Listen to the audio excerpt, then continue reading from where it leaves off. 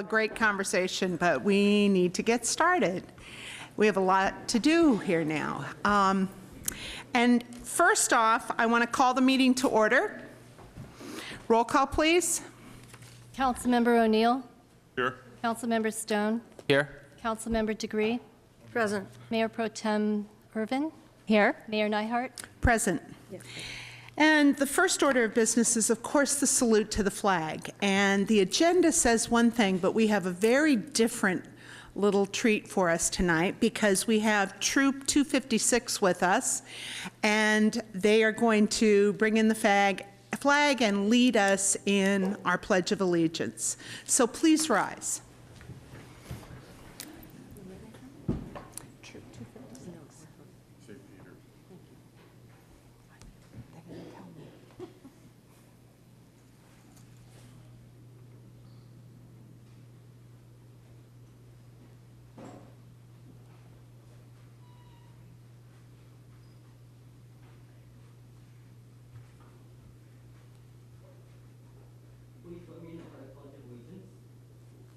Allegiance to the flag of the United States of America and to the republic for which it stands, one nation, under God, indivisible, with liberty and justice for all.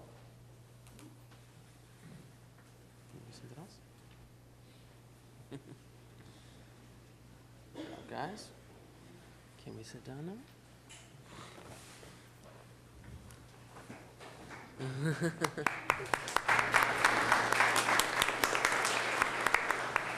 And that was Troop 256. I'm told that's from St. Peter's.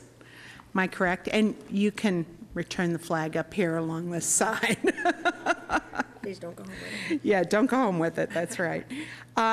Is there a closed session report, City Attorney? No reportable action. Okay, thank you very much. And that brings us to the consent calendar. And I have one item, item number 4, that needs to be pulled from the consent calendar because it is not quite ready. So we're going to delay that particular item. Is that correct, City Manager? That is correct. Thank you very much for making that change. That is the resolution of authorizing disposal of certain obsolete city documents and papers. We're not quite ready for that to come forward yet. So with that, do I have any questions, comments, or Councilmember Stone? I'll move approval of the consent calendar. Councilmember Irvin? I second. Okay, please vote.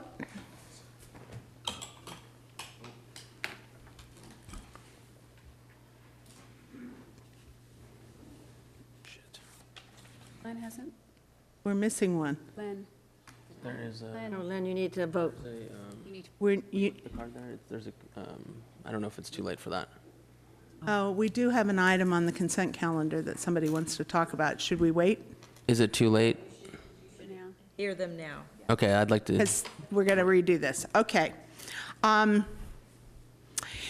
Just because there's so many people here, I want to take just a moment that any item on the agenda, you can speak to us on when that item comes up. And we're doing the consent calendar right now. So there are yellow cards in the back of the room if you wish to speak to us about an item on the agenda. There are also yellow cards, the same cards, if you want to speak to us during oral communications. You have 3 minutes. There's a little light at the podium. The light, I'll remind you of this when we get to oral communications again. It goes yellow when it means you have a minute left. It doesn't mean stop until it's red. And don't worry, I'll nudge you along when we get to stop too. So you have 3 minutes. So I have one card on one item that before we vote again, although we have a motion and a second, does the maker of the motion want to withdraw that? Yes, I'll withdraw to hear public comment, please. Is that okay with the second? That's fine. Okay. Then item number 3, I have a card from Therese Dyer.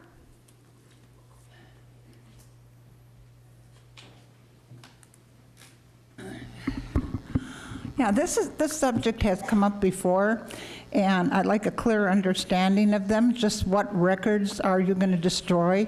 And are some of them going to be on microfiche or on? Excuse me, that's item number 4, which we've pulled and delayed for another meeting. Is it, You put item number 3, which is proclamation confirming existence of local oh, emergency. I got the wrong one. Okay. 4, And 4's been pulled and delayed to another meeting. to another meeting. Yeah. Okay, thank you. Okay. So nobody else wants to talk about the consent calendar. There's only 3 items left, but, okay. We're back to Councilmember Stone, I'll move approval of the consent calendar. okay? Councilmember Irvin? Second? All right, please vote.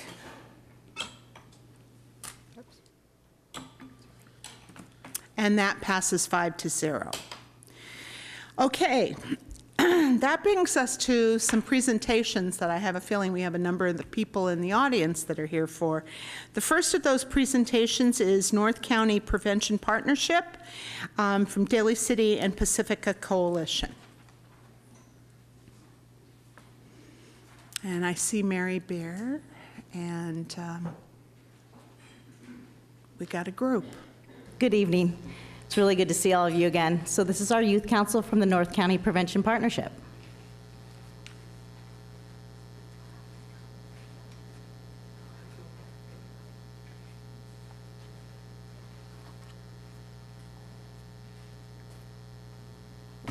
Good evening, Councilmember Irvin, Councilmember Degree, Councilmember Stone, Councilmember O'Neill, and Mayor Nyhart. Have you ever wondered how much alcohol, tobacco, and other drugs are used by young people in your community? Well, I'm Howlin Zhu, and I'm a freshman at Jefferson High School, and I'm from a youth coalition called BTC, which stands for Be the Change. BTC is a youth coalition of the North County Prevention Partnership, also known as NCPP. Our youth coalition is dedicated to discovering reasons behind alcohol, tobacco, and other drugs, referring to as ATOD, problems and why our peers are using these substances. BTC consists of members from Jefferson, Oceana, Terra Nova, and Westmore High Schools in the Jefferson Union High School District.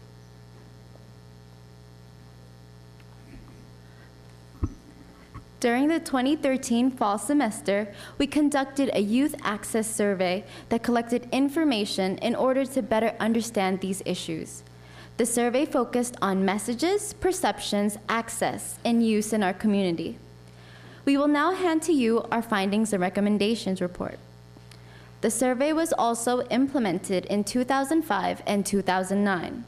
In 2013, we collected 1,219 surveys from all the JUHCSD schools: Jefferson, Oceana, Terra Nova, Westmore, and Thornton. This is 26% of JUHSD's total student population. We are here today to present the results of our survey and our recommendations on how to better address ATOD issues in our schools and community. You will also notice a comparison between the 2009 and 2013 data. I'm Denise Hensley, and I'm a senior at Oceana High School, and I'm going to inform you on how easy it is to purchase these substances. For the past decade, teens have reported that they can easily buy alcohol. We found out that only a quarter of surveyed youth reported that stores are consistently asking for ID. Also, more than 70% of youth said that their peers could purchase alcohol from liquor and corner stores. Compared to the data in 2009, that is more than a 10% increase. As you can see, the percent has increased from 11.1% in 2009 to 25.3% in 2013. Our members were shocked when we organized our data because we realized how easy it is to access alcohol in our community. We were able to see how underage drinking and access to alcohol is a huge problem. We encourage the City of Pacifica to adopt and enforce a mandatory responsible beverage service training policy, also known as an RBST. And the NCPP is working on a draft policy for Pacifica. RBST is a server training that educates merchants to sell alcohol responsibly. It helps managers and servers or sellers understand state, community, and establishment-level alcohol policies. They also learn about potential consequences for failing to follow these policies. Other communities that have a mandatory RBST policy find that there is a decrease in youth alcohol-related accidents or events. RBST is a proven tool. We will continue to support the Pacifica Police Department as they continue their work of doing compliance checks and enforcing underage drinking laws. We appreciate the work of Coast 2021. Now, Haley will talk about underage drinking at social events and parties.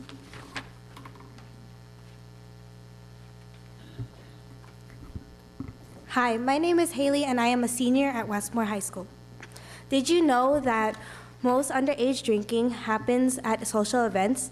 Well, we found out that kids are not just watching TV at home. We found out that about 44% of youth see their peers drinking at house parties and social events. So this caused a 30% increase in the last 8 years. Do you really know what your kids are doing at home or where they really are? Well, about 82% of youth has reported that their parents and guardians don't really know that they are really drinking. So it is safe to say that about 78% of youth really are drinking at social events. So lastly, we would also like to thank the City of Pacifica for adopting and enforcing the Social Host Ordinance, which holds adults liable for underage drinking at house parties. We would also highly appreciate it if you guys would continue to enforce this law so that it will create long-term changes in our community. So do you know any hard liquor and drugs that are used by the youth? Well, here's Christabel to tell you more.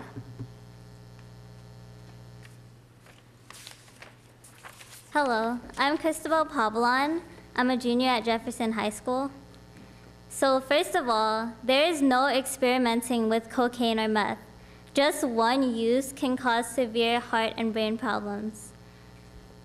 But a surprising 1/4 of youth reported knowing someone who abuses cocaine. We also found that youth are consuming hard drugs and hard liquor. As you can see here, hard liquor contains a higher percentage of alcohol than beer or wine. Despite this, 50.7% of youth reported that our peers are mostly abusing hard liquor. In order to lower these statistics, we recommend that school districts collaborate with local prevention partnerships, such as NCPP, and to talk about substance prevention, treatment, and recovery. Have you heard choose your friends wisely or watch who you hang out with? Well, RJ Deaton from Jefferson High School will elaborate more on why this is important.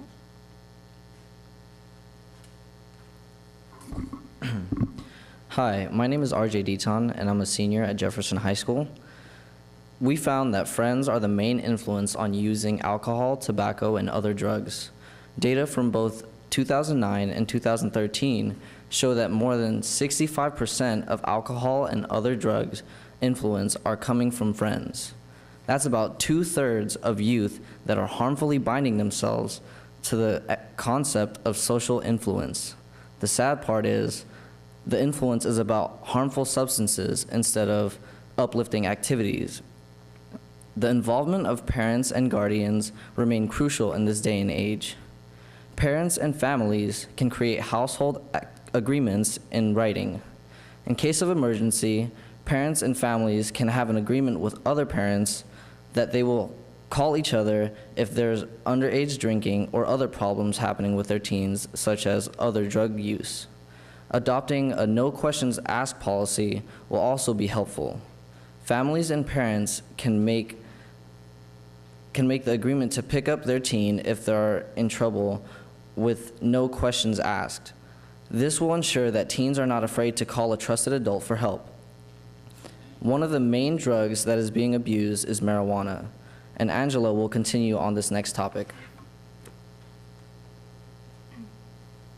Hello, I'm Angela, a sophomore from Westmore High School, Now that we have explored the main influence on why young people use ATOD, I would like to move on to the use of marijuana that has been the highest in a decade.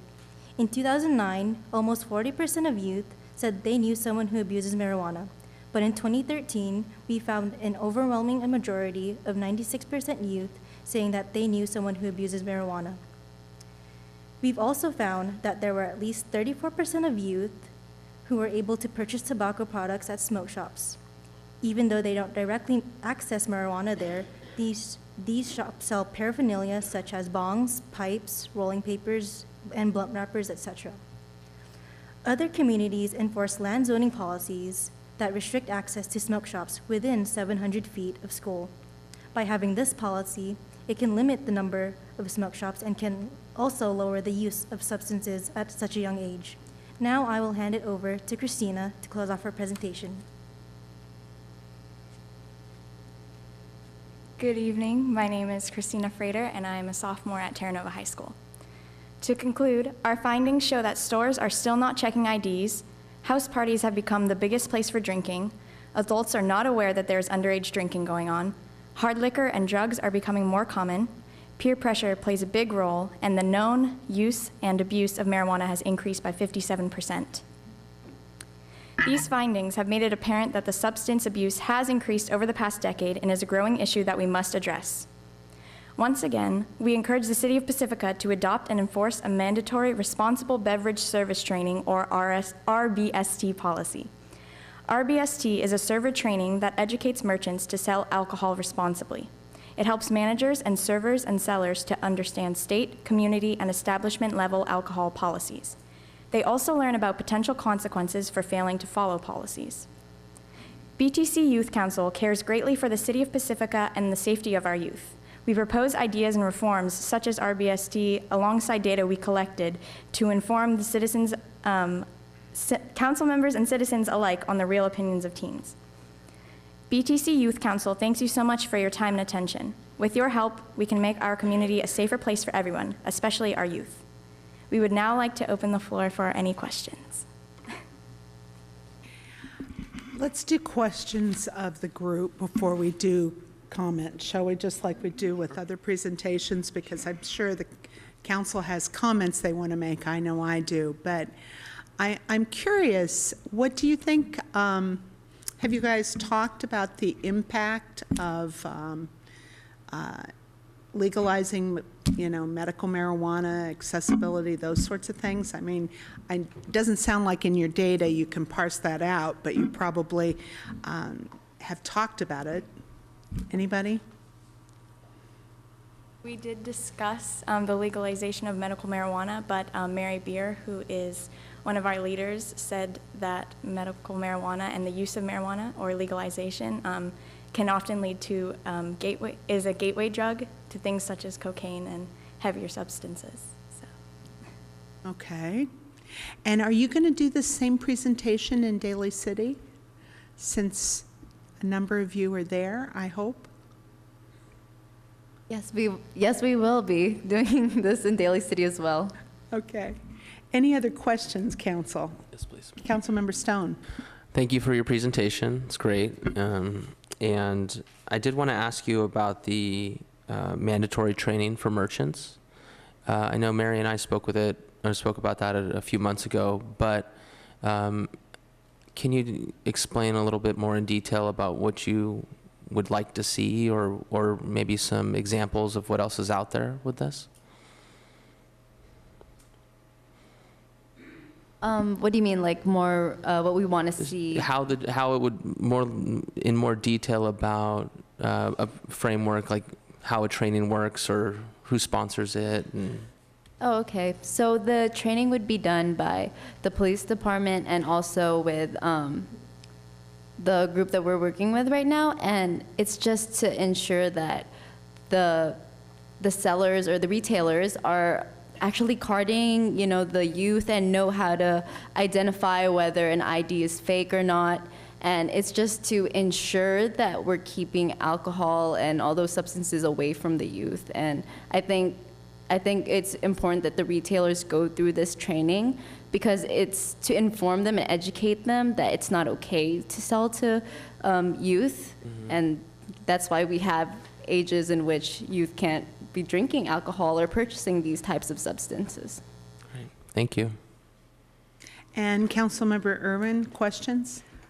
My question had to do with the increase that we're seeing, and I was wondering if any of you had any insight or anything that you saw in high school or while you're growing up in terms of what do you think is instigating this increase, especially in light of the fact that we've had this social host ordinance, which is supposed to be deterring people from allowing these types of events to go on in their house, and that's been going on for a number of years now. So it's so disappointing to see that kids are actually drinking more and doing drugs a little more than they were back in 2009 at houses. Anyone? Anything? I think, going to high school in Pacifica, one major thing that influences the use of alcohol and tobacco is just simply peer pressure and the feeling that it's almost become a norm. It's become a social norm. And we hope to change that. We don't want alcohol and tobacco to become common in the city of Pacifica. We want to keep our city as safe as possible, especially for our children. Right. So, Great. Thank you. Okay. Councilmember O'Neill. Hello. I have actually attended a couple of their meetings up at Saramonte Del Rey. The kids weren't there, but I have attended a couple of their meetings. And one thing I was kind of concerned is there going to be any sort of outreach to the middle schools? Because I know a lot of the problems do start around 5th and 6th grade. And I was wondering, of course, Mary has to come up and talk, right? I was really trying not to, but I will. And I'll address a couple of the questions. So if you want to go ahead with yours. Oh, no, that's it. Okay, so we have been working closely with Pacifica School District. They just put a social host component into their curriculum. So they'll be seeing a DVD, which is the DVD of the accident that happened in 2005. And then there's a curriculum that they have to bring home. It's actually a conversation that they have to have with their parents and have it signed and bring back. And so working with Pacifica School District has been really wonderful, and we're really pleased with that. So we're going to keep working on our outreach to the middle schools. Thank you. And I wanted to address Len Stone's question, if I could. So we have been working with other communities. We're working with Berkeley right now, and Vallejo, and East Palo Alto, and they all have been working on mandatory responsible beverage server training. And so as soon as we have templates and drafts together, we'll be showing them to you. Great. Thank you. And question from Councilmember Degree. All right, I know that NCPP has a training for how to recognize a good or bad personal relationship, and you are training peer-to-peer. Do you already have a peer-to-peer training? Because being influenced by peers is such a big thing. Are you training young people how to interact with peers that are putting pressure or being led to pressure to drink? I mean, it was, what, 44%? It was kind of a high percentage. Yeah, I wouldn't call it a training. I know we work with as many youth as we can, and by working with them, they work with their friends. So no, we do not have a complete training that we're doing, but it's a good idea. Yeah, we'll keep that in mind. One last question. Any separation of Pacifica? Because Karen asked the question about social host ordinance. That's here, not in Daly City, right? Yes, and our coalition's working right now in Daly City and Pacifica, and we're funded through the county to pass policies in both cities. So we're working with the district because of that, so we cover both cities through working through the district. But it is interesting that the social host ordinance is in place and that it really hasn't changed very much. Although when we spoke to Captain Steidel at the Pacifica Police Department, he said it's because there's less calls for service. So actually that's a good thing. And what we're doing right now is we're really trying to do community outreach and still educate the community that it does exist, because I think that's the key to it. So we're still working on that. Well, I imagine the council want to make some comments, but I want to lead off on those comments and just say that you're in my wheelhouse now. With almost 40 years in mental health and substance abuse, I can tell you that I am so thrilled to see you again. I was happy to support the social host ordinance, and, you know, and I'm not condoning anything.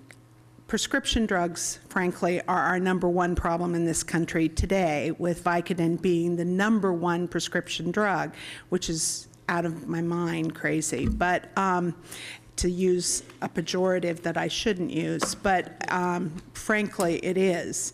And alcohol still, while completely and utterly legal, is the #1 most costly drug to us socially in so many ways. Yes. And you are right in the middle of the second growth spurt in your brain, so what is that going to do? Anyway, I am thrilled with the work you do. I am thrilled with the group. I'm always thrilled with the presentations you give, and it's very insightful for us here in Pacifica, and I really appreciate efforts at educating your peers. It's hard. You're talking about the same exact issues that we were talking about in my age. Those issues don't change, but the substances, the availability, and the accessibility have, and that's something that I think bears your attention, so I appreciate that, and I appreciate what you bring to us.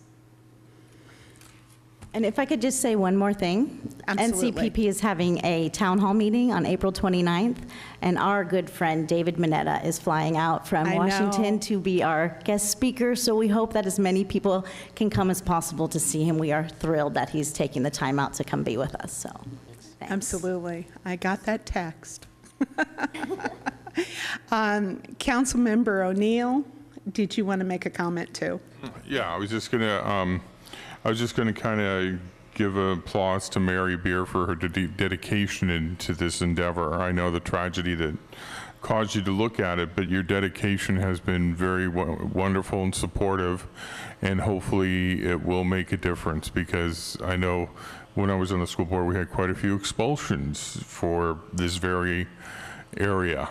And the earlier you can try to intervene and get help to the kids and the parents, some of the parents were the problem, I think it would be really good, and I wanted to commend and thank you for your efforts and what you're doing. Well, thank you, and I could not do it alone. I have we are the Three Musketeers, so I have Ingrid Mapano and Attila Lambino who are here as well. Oh, I could not do this alone. So thank you so much. And I think the more that we bring treatment and recovery and prevention together, the better off we're going to be, because, you know, we talk a lot about the adults in the city, and, you know, it all goes together. So we need to bring up the recovery and treatment part too. Thanks a lot. Yeah. Mayor Pro Tem? Again, I'd just like to thank you all for being here. I know that takes a lot of courage as a high school student to come and speak on behalf of all your peers about the importance of being careful with, you know, abstaining from alcohol.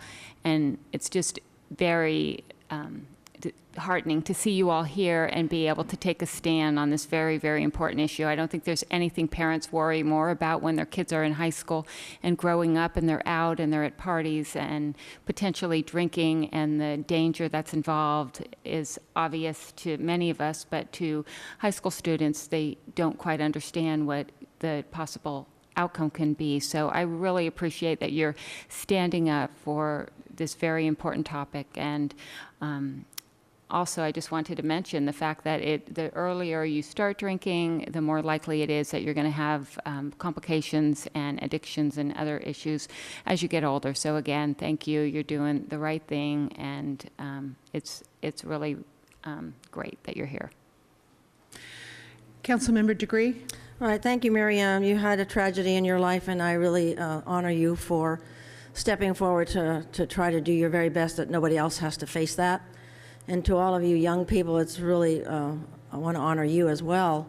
You're young and you're taking a big, bold step. I'm thinking of the young man in China that stood in front of a tank. And I always thought that was so impressive of a young person, and you folks are even younger, and you're willing to step forward and help your peers to save them from a tragedy. I just really honor you and thank you. You're much more important than any one of us. Thank you. And Councilmember Stone? Thank you.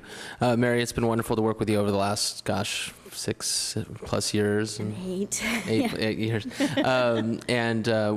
Whatever it's been, whether it's been the teen driver safety or the other things that we've partnered on, but this is another great project, and please keep up the good work. To the kids, Thank you, Len. you guys are really spending your time wisely. I know you're so crunched with homework and college applications and other things, and this is such a good thing for not only developing your skills in the future and trying to make change. I love that you're looking at another program for the city to, looking at something that you can get done legislatively through the city. I think that's great as a government buff as well. But keep up the good work, and I hope all this community involvement lasts into the future. Keep it up. Mary, before you and the group leave, I just want to make a statement and issue one challenge. That you join the Office of Drug Policy and Drug Control Policy in tackling the opiate accidental overdose in this country.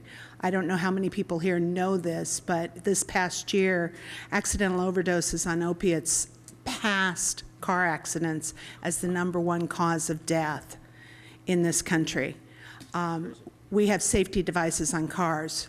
We're trying to put safety devices on opiates, and we're starting to be successful with some new technologies, but we've got to teach people the signs.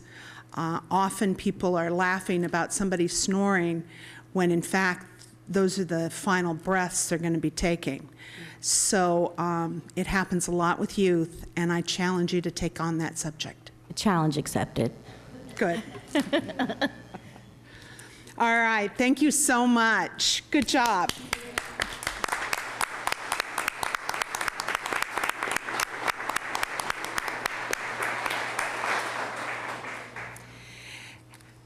And with that, we're going to switch gears a little bit to another presentation, which is our now seeming annual and multi-year proclamation for Earth Day.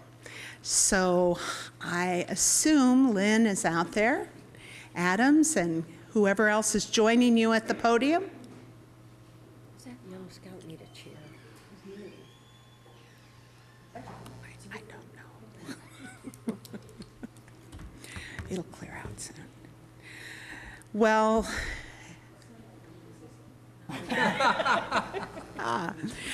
okay. Well, as you all know, April 26th in Pacifica is Snowy Plover Day. Or maybe you didn't know that, but I'm about to share a proclamation with you.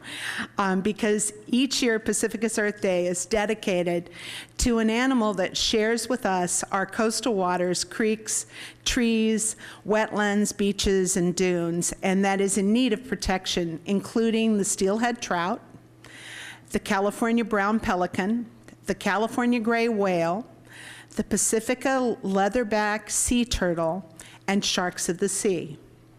This year, the snowy plover will be duly recognized and proclaimed as Pacifica's Earth Day Species of Year 2014. Whereas the West Coast population of the snowy plover is threatened with extinction, resides on a portion of Pacifica State Beach from August through April, and is protected under state and federal endangered species laws. And whereas the need for protection, habitat protection for western snowy plover was first recognized by the Pacifica City Council in April of 1998, and volunteers from the Pacifica Beach Coalition, Pacifica's environmental family, and the community have assisted in maintaining a healthy beach environment and educating the community about coastal species protection.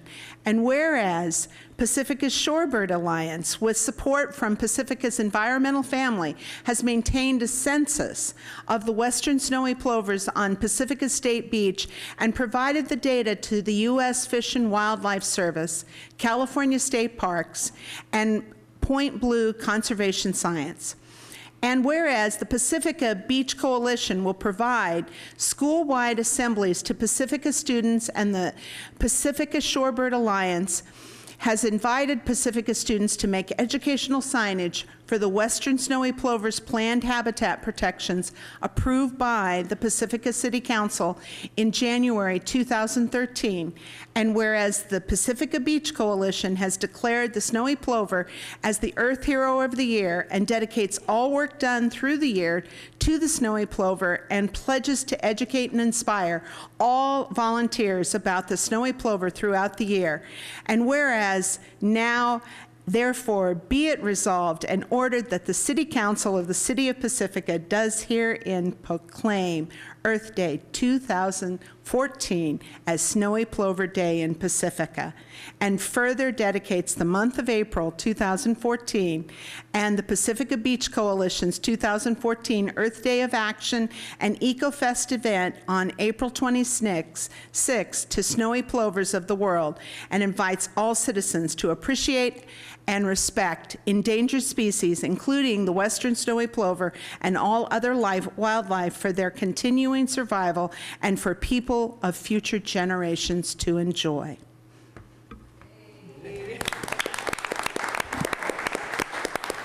Thank you. Thank you, Council. I can't think of a greater opportunity for us to call attention to and honor and respect a species in need. And we've been doing this for years. And I thank the predecessors to our generation of Pacifica Beach Coalition, to the people back in the 80s and 90s who responded to the oil spills and helped the birds and stood up and talked, and to Noel Blanco and to the Shorebird Alliance, who have been here campaigning to help that snowy plover. I think it's fitting. I think it's wonderful. We've had great success raising awareness and educating, and I think it's only fitting that we honor and dedicate the whole year to these species and bring everybody who comes to the beaches and to our cleanups, and to help them understand the reasons why, and to get to know them a little bit better. I'd like to thank the Beach Coalition and the Shorebird Alliance. I'd like to thank all of the volunteers from Earth Days past, present, and this coming one, April 26th, for honoring these species in need, and all species in need, with their actions. It's been terrific. Thank you. Thank you, Lynn, and thank you, everybody with the Beach Coalition. Does anybody else want to say something? Okay. Oh, of course. Yeah, good evening, Ron Makel, Pacifica. I just want to say that not to really take credit for it, I didn't really write all of it. I got a lot of help. As you all know, it takes a village to get things done, and it did. I initially sent the memo out to people that I asked for assistance, and I remember saying the two goals here is focus and brevity, but unfortunately, she got, no, it wasn't all Lynn. It was a lot of great people here in Pacifica that helped out on this, and especially I want to give a lot of thanks to Kathy O'Connell there, and her patience and really congeniality was very, very assistant. I don't know how many times I dropped all these changes and said, oh, I got this going on. Could you put these little pictures? If you notice, there's some little pictures which I drew, I put on there, but they're not really originally mine. They're from photos, I think, from maybe Phil, for Paul Donahue and someone else. But I wanted to add a little embellishment to the document, and also thank you, Mayor, for your wonderful job of reading that. I know it was a little longer but you did a great job. And thank all of you. And I hope that we can all work together as a community and work with state parks on this plover issue and get this resolved. It'd be a great thing to do. Thank you all. That's great. Actually, it's one of the better written proclamations. Hang on just a minute. The council wants to say stuff. I've got lights. Councilmember Stone. Great. Well, I know it's Earth Day's coming up again. It's growing and growing and growing every year. Feels, I know, like Lynn and other volunteers are going nuts. It's like the Super Bowl comes to Pacifica for Earth Day every year. But I know we're looking forward to this being an even bigger celebration than it was last year, and it continues to grow. And seeing everyone around Pacifica, in the different, every corner of town, picking up their neighborhood or their business district or the beach is just fantastic on that day. And I love the education that this springboards into to just keep the community clean all year. It's not a one-day thing. Keeping Pacifica clean is not a one-day event. And I think that's really, I think you've inspired so many people to do that. And hopefully this will just be another success to keeping that moving in the right direction. So thank you for everything that you're doing, and good luck in this event. Look forward to seeing you there. Councilmember Degree? It is nice that every year one of the species is highlighted and very helpful. I maybe just like to hold up the photos so people can see, because we do have plovers here, not as many as we used to, but the TV could put it on. Do it for the camera, yeah. To the camera, yeah.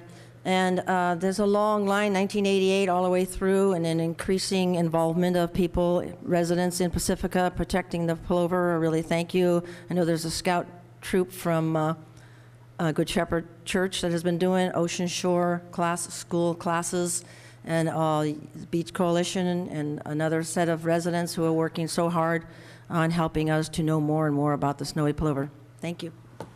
Councilmember O'Neill.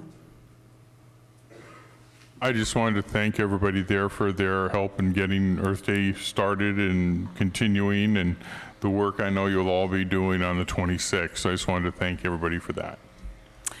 And before Mayor Pro Tem speaks, because she has her light on too, I just wanted to say that I am really sorry that I'm not going to be able to join the festivities this year, because I don't think I've missed one since I've been on council. But I have this weekend free. I have 3 places that I'm supposed to be next weekend, and I couldn't make all the airplanes work because they include our state conference in Los Angeles, and I'm chairing a conference in Las Vegas. So I am so sorry, but I have for you the very, very best stand-in ever. She'll get. I don't know about that. But all right, Marianne, you could just send 100 volunteers. It'll take That's that right. many. And I'll be thinking. Yeah, and I would like to acknowledge and recognize, last year we had over 150 community groups, Yeah. and we have over 120 businesses who have supported us in the past and in the future and now. And this year we are challenged because our Boy Scouts and Girl Scouts are going to a camp out and a jamboree on the same weekend. Oh, yeah. So we actually hope that the rest of the community will pick it up because, and come join us and let us know. We have some areas that aren't covered this year that have always been covered. And so we could use some extra teams, and a team could be 2 or 3 because we have less litter. We still have litter, but it's smaller, and it's not like mounds and truckloads anymore. And so we can, 2 or 3 people, whether it's a family or friends or neighbors, could cover an area that makes a huge difference. And our motto this year is little things matter, because little things do matter. And it's the little litter that's actually more damaging than the big litter. And we could use some teams that could help with this little litter. Has it changed? Because it usually was the 3rd, I thought. I kept this weekend open for it. The grade school is on spring break. Oh, okay. And we have Easter that weekend. Totally, because I had this planned this week. Yeah, planning doesn't work. Okay. Mayor Pro Tem. Again, I'm going to be delighted to be there, actually. It gives me a great opportunity to be there and work at the schools in my own community, because I think the work that you do is so important for our community. It brings everybody together. It beautifies where we are, and you guys are the best, So thank you so much for what you do, and also on behalf of the snowy plover and all our threatened species that we have. You make our beaches safer for all these animals, as well as the rest of our community and our wildlife. So keep up the great work, and I'm really happy to be part of it, and I look forward to seeing you on that day. Thank you very much. I will mention, I just got a report today that the 4-H Million Trees Project kicked off Earth Day for us. Saturday, they went down to Menlo Park to an elementary school and engaged 200 volunteers who planted 93 trees in Menlo Park. So students, young and old, already kicked off it. We already have 200 volunteers who have taken time out of their day to do something for Earth Day and planted 93 trees. It's pretty impressive. Well, as you know, Pacifica requires volunteers. I mean, we depend on our community so much. And Len, you are the end-all be-all for organizing volunteers. So thank you, thank the Beach Coalition, the environmental family, everyone.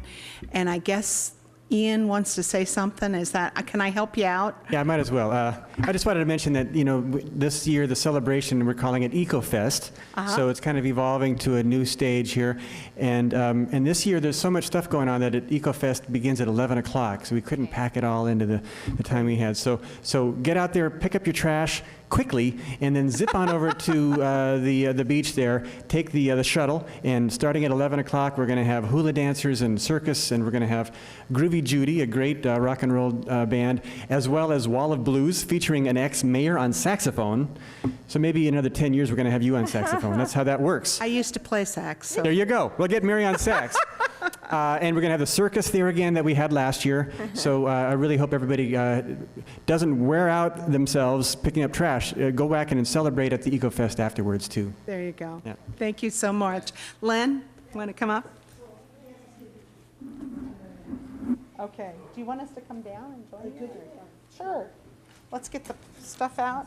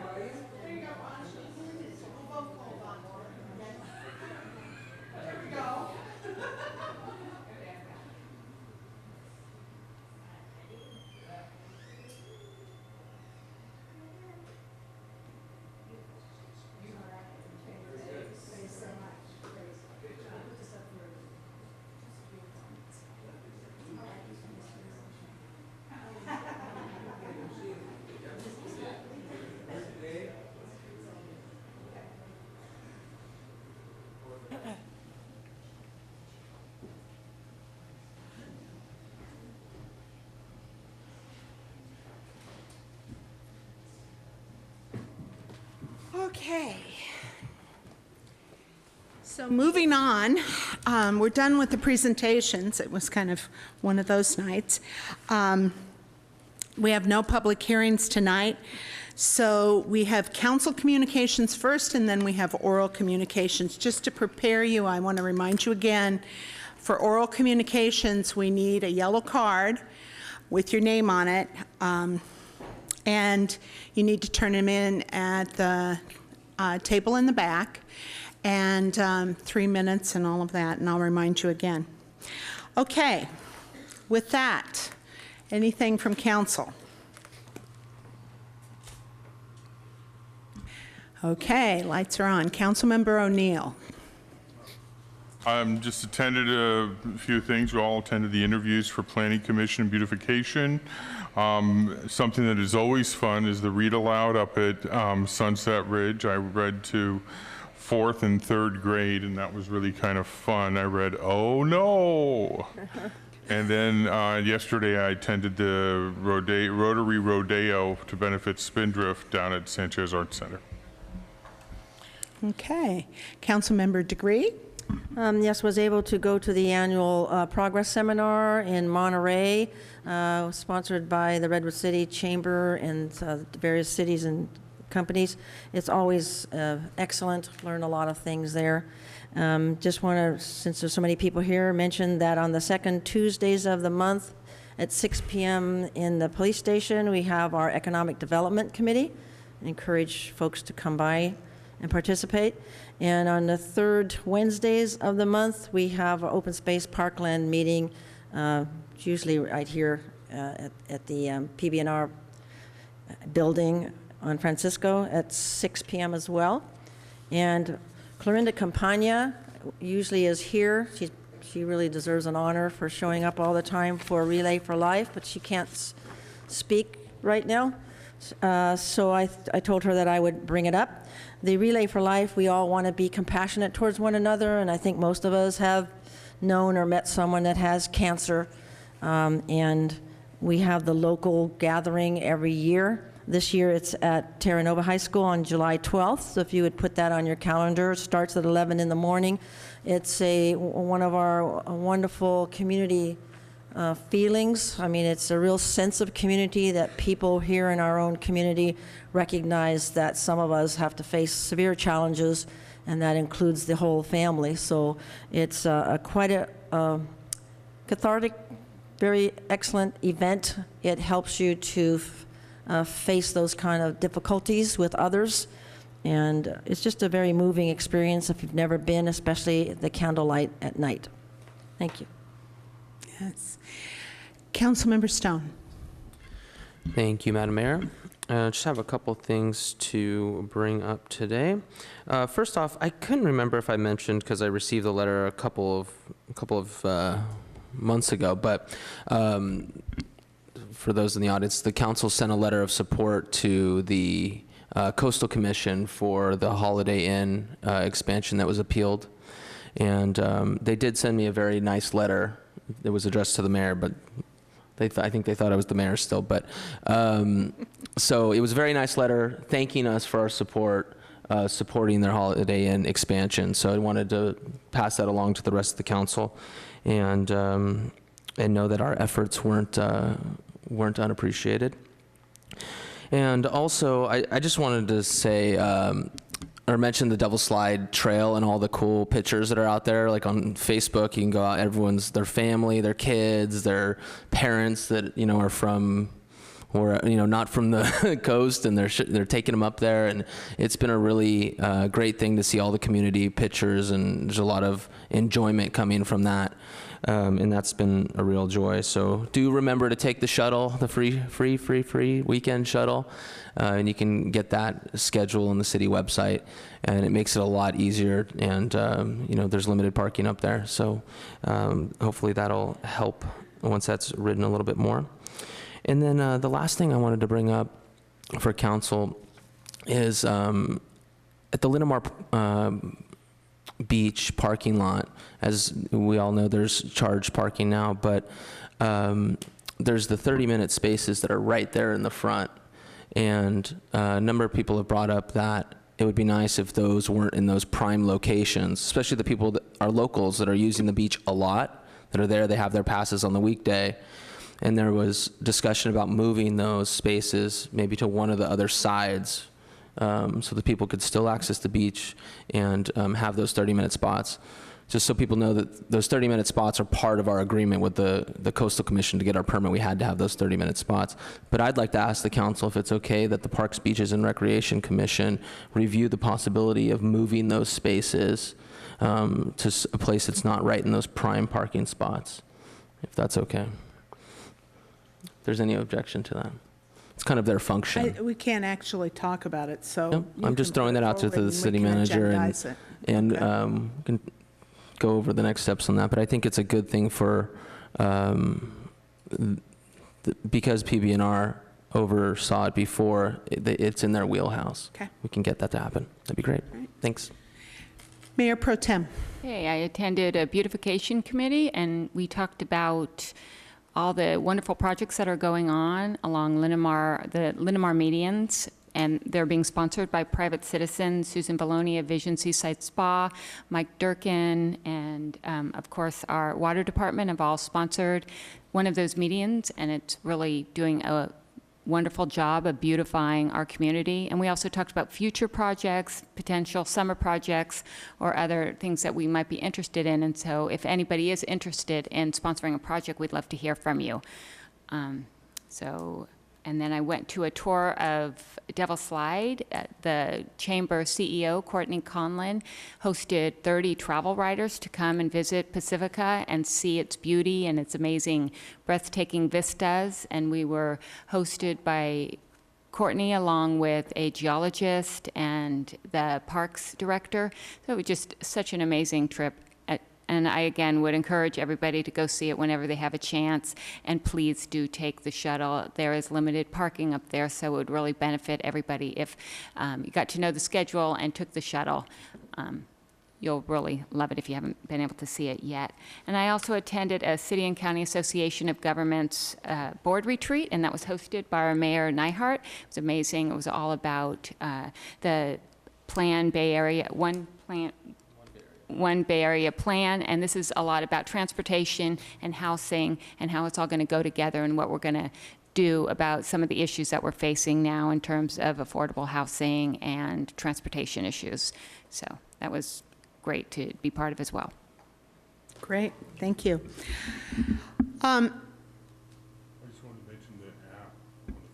Go ahead. Hi, I just wanted, I know Len had said go to the website for that, but you can also download an app for the shuttle that has a little GPS in it, and you can actually see where it is in Pacifica and when it's going to arrive. So it's something that might be a little bit more convenient to some people. Okay, well, we've had 3 weeks between our last meeting, so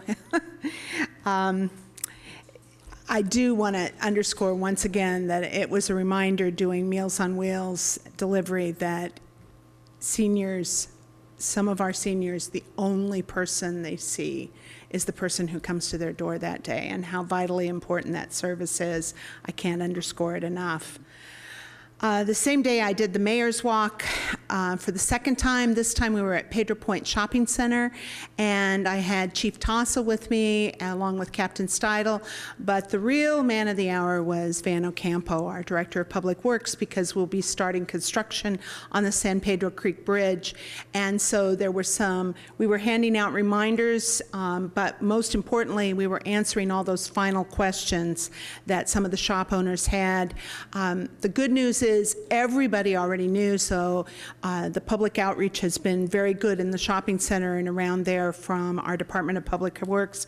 And so traffic flow in the parking lot there will be impacted. Of course, the residents will be impacted in Pedro Point, but the long-term benefit of raising that bridge and 100-year flood level and the improvement for the front end of Lindemar on their flood insurance ultimately is where we're going with all of this, will be worth every bit of it. The next Mayor's Walk, since we're focusing on areas of town that have particular issues, we've been getting some calls about some concerns on Palmetto. A couple have come up, things about how long the project is taking, those sorts of things. So we're going to be walking April 28th on Palmetto, and I'll have a group from the city with me, along with, usually get joined by some folks from the chamber. Council of Cities was in San Carlos.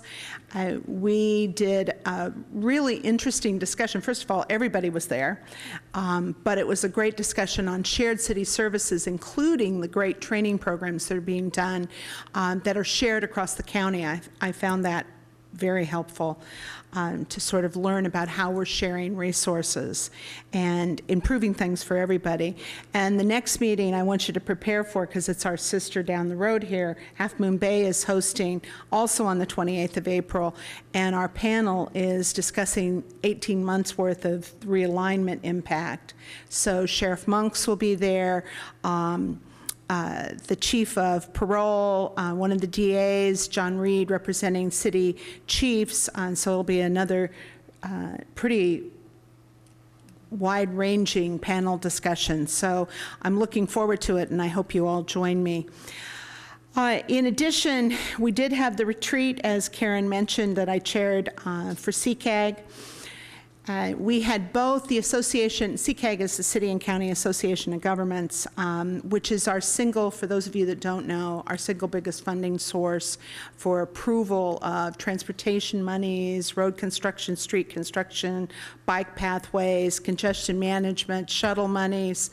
It's the only entity kind of like it in the Bay Area where we have 21 representatives, 21 elected officials come together and work these issues out. And as chair, I get to set the spring retreat each year. We had the Association of Bay Area Governments come, Ezra Rappaport, as well as Ken Kirky from the MTC, the Metropolitan Transportation Commission, and they laid out a lot of the plans about transportation. But one of the tidbits that I wanted to bring back to the council was You know, there's a lot of OBAG money. That's the whole planning, One Bay Area planning grant money. Of that money, 85% in San Mateo County went to cities that have PDAs.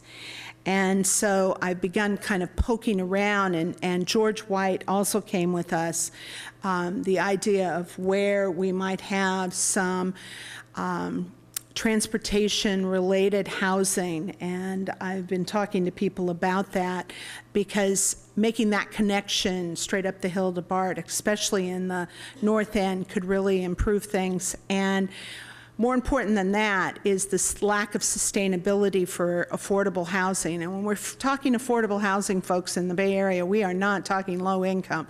We're talking about workforce housing. And another piece of data that I really like sharing is this issue of, we've moved from professionals like teachers and doctors and nurses that usually require about 4 service persons per household. When you're in the tech world, for that expanding arena, it requires 8 to 9. So you're thinking about cleaning, restaurants, all that kind of stuff. So we need places for people, or we're just going to have more congestion, more problem, and we need places that people can actually afford to live in. That's something that everybody talks about as not sustainable in the Bay Area. And when you talk about not sustainable, you're talking about companies starting not to come here, which is always a big issue.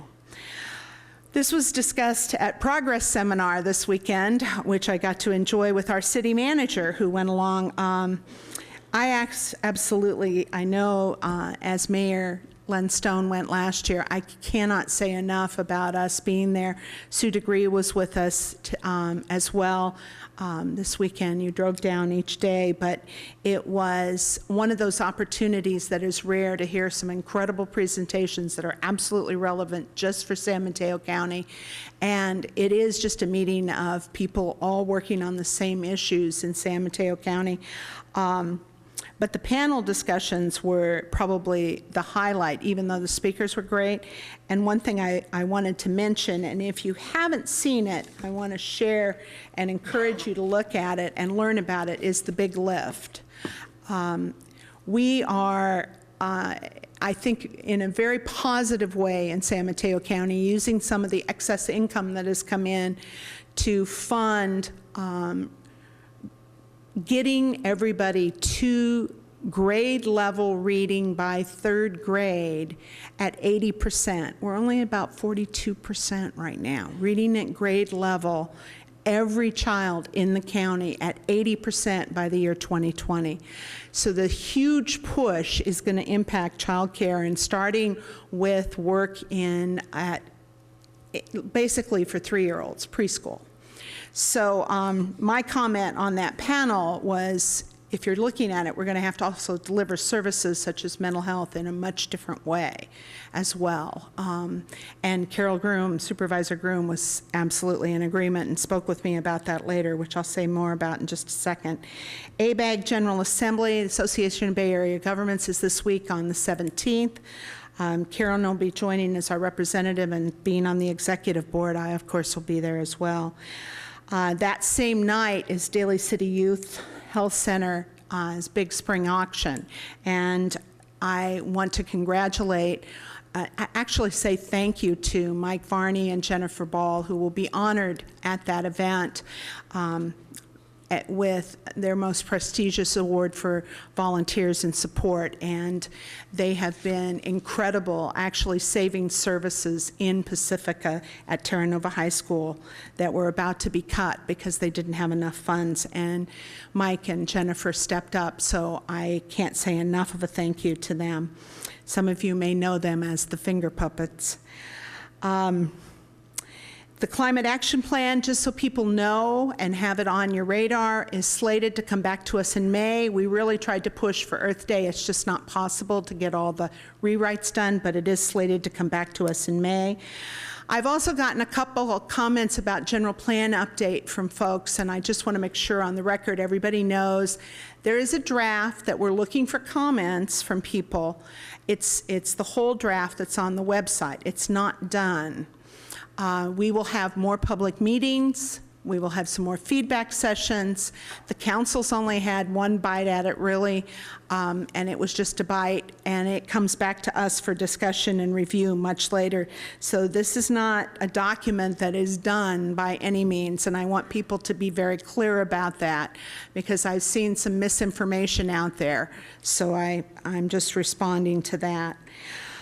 I do want to say we've had increased ridership. I was talking to people about our shuttles, and not only have we had a big bump, thank you, Councilmember Stone, for your advertisement there on Facebook, and we've gotten a bump from people going on Devil Slide Shuttle, the slide ride, but we've also had a really outstanding response to the alternative service where you phone up and they come close to your door.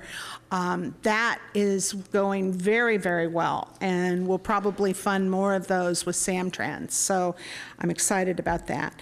And last but not least, I just wanted to let the council know that I have been, and I want people in the audience to know that I have,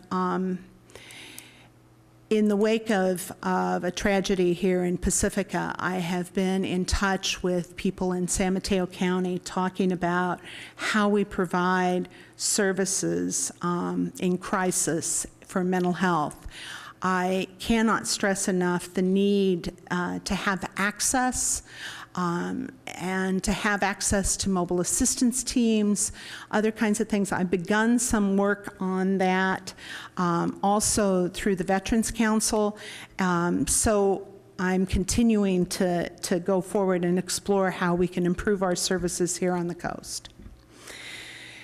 Okay, that's all for me. I know it's a lot, sorry, 3 weeks, it's a busy time.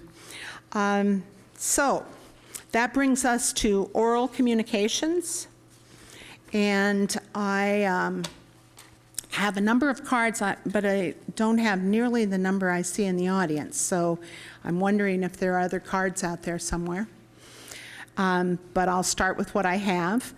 The first card is Therese Dyer, followed by Roger Medler, and I'm going to butcher this name, Tigaris. Am I close? So I usually do 3 ahead, just so everybody has time. And just to explain to everybody once again, you have 3 full minutes. You can speak on a topic that is not on the agenda, and any topic that you want to bring before us. And when the yellow light goes on, it means caution, because you have another minute. Don't think you have to stop then. And you have to stop, though, when the red light comes on, or eventually I just shut off the mic. Okay, hopefully that makes a lot of sense. You're going to direct your comments to council in general, and we don't have any ability to go back and forth in this section. So it looks like we're just sitting up here not responding. We can't respond with oral communications because it hasn't been agendized. So we can listen, we'll take in the information, but we cannot respond to it. So I just wanted you all to understand that and how it works, because I know we have new people in the audience that will be speaking. But we're going to start with a pro who will show you how to do it. Therese. Okay, Teresa Dyer, 1408 Crestview Drive. First, the good news. On April 24th, we celebrate Beta Sigma Phi Week. And we did get a proclamation one year from Sue DeGree. Although we don't change from snowy plover or whatever to a different animal, our figurehead is a yellow rose. But anyway, as president of the chapters of Pacifica, I wanted to recognize them for all their hard work. We did purchase one of the first vans for the community center. We purchased a piano for the library. We give to Pacificans Care. We give to the Resource Center. We do matching funds. We give to the military moms and so forth. Those are just a few. We're an international organization that is going to celebrate 83 years on April 24th, and at one time we had 11 chapters here in Pacifica, but it's dwindling now because our people are getting older and the younger ones don't seem to want to join. But anyway, we're still out there, and we have something in progress right now when it comes to the beautification over there at the community center. It's in its final stages, but I just have to go over a few more items with Caltrains and a few of them. Okay. Now, that said, I want to make a comment about your communication plan, which I don't think it's working very well. And I think you know why, Marianne, because on May 24th, I gave a copy of this lawsuit to you, and one to the city manager. And I haven't heard a thing. You called me a couple times and said I should hear any time now. And I got an answer from the clerk at the city attorney's office saying that they don't represent the public, they represent the city. Well, let me tell you something. I made a lot of requests under public records with the county, and they won't come from any clerk. It comes from their county council. So I'd like to have a response one way or another to that effect. And the communication thing isn't working. I just think you'd be better off using your time and energy and staff, money perhaps, to upgrade your administrative codes, which are outdated from 1997, which should be done every 18 months, and at your ordinances. And I think, Michelle, you know what I'm talking about, when it's people are absent more than 4 times, they're supposed to be automatically out, right? Well, Jim Freeland was absent 28 meetings, and we paid him a total of $21,000 when he left. And I was looking over the records here, and he gave his resignation in January. So how come he got to stay on till September? I mean, these are the kind of things you people really need to look into, the legal aspects. Thank you. Roger Medler, followed by Tigaris. I'm butchering that, I apologize, and Matt Chang. So I guess we should read more, drink less, take the shuttle to the beach, and clean it up, huh? So we did learn something tonight. All right. The city seems to think that if they don't answer my questions about this Seaview tire and brake, we're going to keep going on with this until you solve the problem. It's been going on for 29 years, 1 in 6 weeks. So anyway, you need to enforce your laws. You're obviously not enforcing your laws. Either the guy's breaking the law or he's not breaking the law. Yes or no. You can't just keep dragging it on forever. So you are not above the law, but you seem to be doing a pretty good job of it. I'd like to join your club. You seem to be getting away with a lot. Do you have proof of the legal business or not? Yes or no? I mean, do you have to meet with this guy for another 29 years and 6 more weeks? I mean, he was in violation in 1999. He's under investigation back then. So I got a letter from the city that says, oh, no, he's perfectly okay. Well, he's not, because I got another letter that says he's not. So I have the right to enjoy my home, and I'm getting tired and sick and tired of asking you. I've been here 14 times. Do something about it. The noise is driving me nuts. The issue is supposed to go to the police department, then it's supposed to go to the city attorney. I go to the city attorney, she wants to have me arrested. So that's not working out very well. The staff report itself, right here, he now doesn't have a certificate of occupancy as far as I know, and his 9-43303 says, you will not be detrimental to the health, the safety, the morals, the comfort, or general welfare of my home or neighborhood. It's not only me, the neighborhood too. So the man has 44 letters of violations written to him, and they has never been enforced. And 2 staff reports have been issued to him, and he's still in violation of the building code and fire code, as far as I know. So Mrs. Lori said, well, give me some more items if you want to. I gave 32 items already to be enforced, and nothing has happened. And I still got junk behind my home. It's supposed to be the junk is supposed to be administratively approved before there's any storage, but he still keeps storing stuff back there. I have the noise here. It says from Joe Tanner, all but 1 city council member brought the noise problem to him. I imagine the guy that objected was probably Cal Hinton. I don't know for sure. The city says the staff, the front fences and the storage in the back have to go to the planning department. I don't have no proof of that he ever went to the planning department for anything. So anyway, I have more here. I know the mayor is a longtime friend of the Meyerhoff family. There's the investigation right there. And I have more, but we'll do that next time. Thank you. Okay. With that, we will move on to Tigeras. Please pronounce your name for me. I'm so sorry. My name is Tiger Jazz. Think in Oh, terms well, of the thank you. animal and the music genre. You stick them together, you got my name. Okay. I'm ready? Cool. I'm going to make these comments as respectfully as I can because, first and foremost, I do respect that officers of the law get into the business to help people, and they do it sincerely. But I'm upset. And the way it feels to me is that on March 18th, 2014, Errol Chang was murdered for being an inconvenience. Again, this is the way it feels to me. It feels to me this way. The night of it, I went home and I checked the news because I was sitting at La Playa while the standoff was going on, and I read the thing about how the SWAT was called. There was a 6-hour standoff. They invade the home. He stabs an officer, is the way it's phrased, with a knife, and then as a result, he gets shot. The thing that I read in the article that intrigued me was where it said the injured officer's wounds were not life-threatening. And so I was wondering, okay, SWAT team, heavy artillery, a whole lot of armor, and a whole lot of training going against a guy with a knife, and he gets shot, but he killed an officer. That's the way things go, but it seems somehow disproportionate.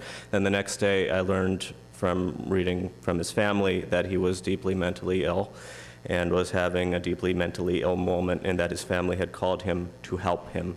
And it kind of changed the whole dynamic for me. It wasn't just disproportionate at that point for me. It became kind of a nauseating story.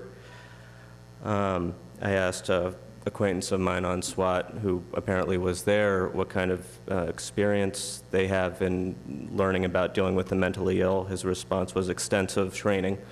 And so the way it looks is this commanding officer of SWAT decides to deal with a deeply paranoid person in such a way that he thought it was a good idea somehow to scare him further. He sends somebody in with all this armor and heavy artillery and extensive training who doesn't know how to step out of the way of a knife and again, pardon me if that's diminutive, and then they kill him when this officer who has extensive everything on his behalf gets stabbed in a way that was, as the news put it, not life-threatening.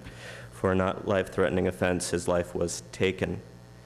I feel very strongly there should be a full investigation as to the competence of the commanding officer and what they train SWAT to do when dealing with a person who needs mental help. Apparently, cops are killing mentally ill all over the country rather than learning how to help them properly, and I feel like this is a great opportunity to teach other communities how to stop that if we make a concerted effort to it right now. We as taxpayers are paying them to help us, and so when instead of helping us, they do quite the opposite and take from us the ones we love, it puts a great deal of doubt in our minds about people who are genuinely trying to help us, at least when they get into the biz to begin with. Thank you. Thank you.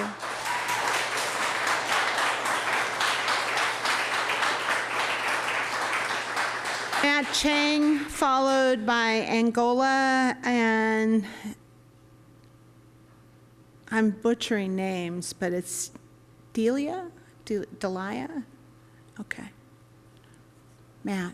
Hi, I'd like to submit some photographs to the City Council.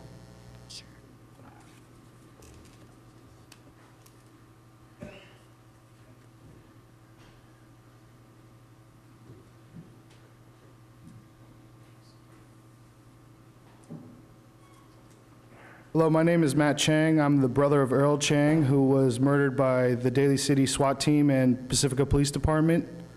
Errol was officially diagnosed with schizophrenia. Over the past 2 weeks, before he was murdered, he had been displaying increasingly erratic behavior. We had been closely monitoring his behavior, and we knew that we needed to seek help. On March 18th, the day he was murdered, my mother, my father, and I attempted to convince Errol to let us take him to a psychiatric emergency facility.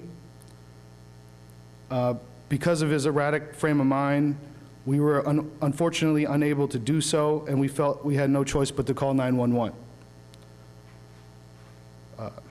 We detailed his condition at length, explained that he was carrying a hatchet in his pocket to protect himself because he thought people were after him. He hadn't slept in 3 days and had hardly eaten. When the police arrived, Errol was in the backyard and there were approximately 6 officers on site. One of the officers tased Errol and he started to run towards the house, passing an officer, and I tackled him. The officers were pointing their guns and yelling at me to get off of him and pulled me off. In my opinion, the officers were not prepared to restrain him after he had been tased. As a result, Errol got into the house.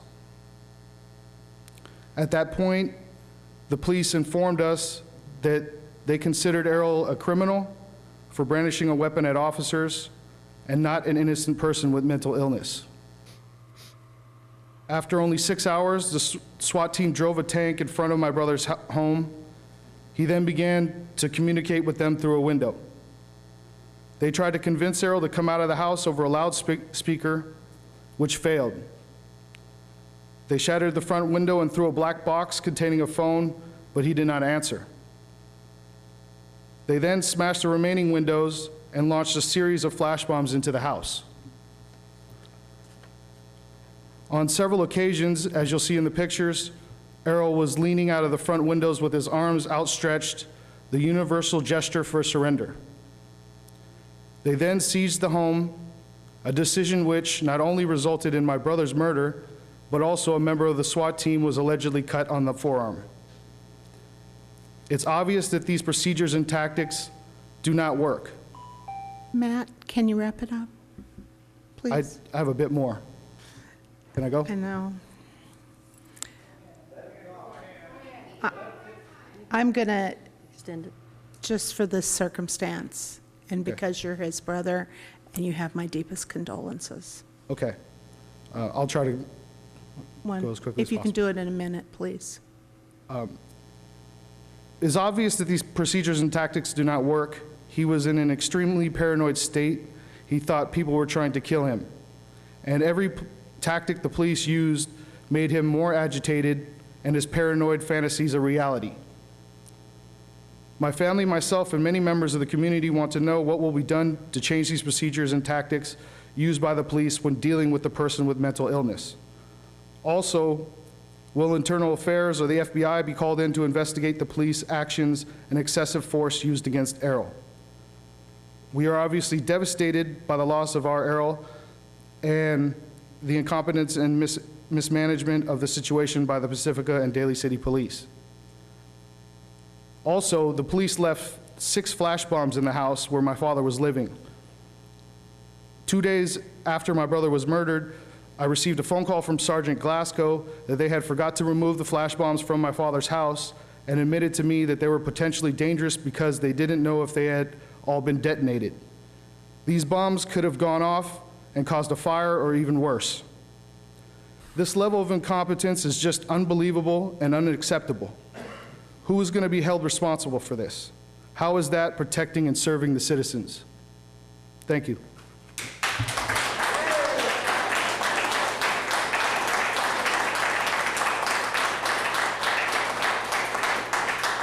Angola,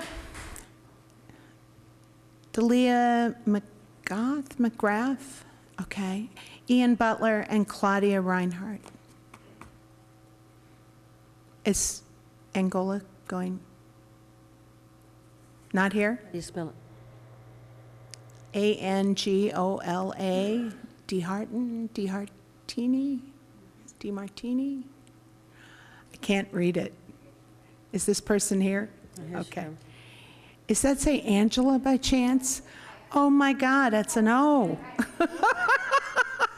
I went to school in Pacifica. Forgive my handwriting. Bring it down a little. I feel that I stand here in front of everyone with a unique position of perspective. My father was a police officer here for 35 years, and I also am someone that has encountered schizophrenia many, many times, and I I feel that there is a huge disparity between what is good for the police department and what is good for citizens. And it needs to be addressed. Mental health is a scary issue. Nobody knows what to do about it. Our mental health system is sorely, sorely lacking to the point where it makes me cry. I've seen so many families with family members that have severe mental health issues, and they're basically told, no matter how many times they plead to the healthcare system or to the police department, you can't do anything until something horrible happens. And when something horrible happens, there's nowhere for the police, even if what happened in this situation, there's no sensitivity training for the police officers. I understand they do what they're trained to do, and what they're trained to do is so sorely lacking. And even if in a perfect scenario, if he was able to be brought to somewhere peacefully, there's nowhere to bring him. There's nowhere to bring him. You have to have something so horrible happen in order to get any attention in the mental health care system. My question is to the council, who do we talk to make something happen for the mental health care system? It's a disservice to the police officers. It's a disservice to the families in our community. Just give me the path and I will take it. This should not have happened. This should not have happened at all. I don't look at this, I look at this between two sides. I stand in the middle, but it's not fair to either side. What happened to Errol is a shame. My sisters knew him, they were good friends with him, and my father, he's retired now, but he stands on the other side of the fence, and I think of him in that situation, and they look at him as a threat, and nobody wins. How does someone win? What can we do to make everybody win, or to at least make everyone not suffer? What do we need to do? And that's my question to the council. I know you guys can't answer me, but... Thank you, Angela. Thank you.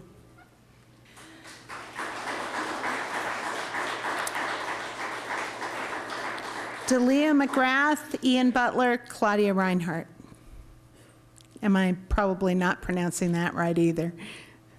Good evening, council, and to members of the audience. My name is Delia McGrath. I live at 239 Modoc Place in Pacifica. First, I give my deepest condolences to the family and friends of Errol Chang, also to all of us in this community of Pacifica. None of us expected such an outcome as the one that happened. A family called for help with one of its members who suffered from mental illness. They do not call with the expectation that the family member will end up dead. It's quite a shock when all that was needed was to get the person to the hospital. I have deep regret that this has happened here in Pacifica, and it gives us all pause. What can be done to ensure that nothing like this ever happens again? I'm a member of the Pacifica Peace People. We have an interest in this issue. Our mission is to cultivate a culture of peace in Pacifica. While we have our eyes on global peace issues and the end of war throughout the world, we also know that peace begins within and right here at home.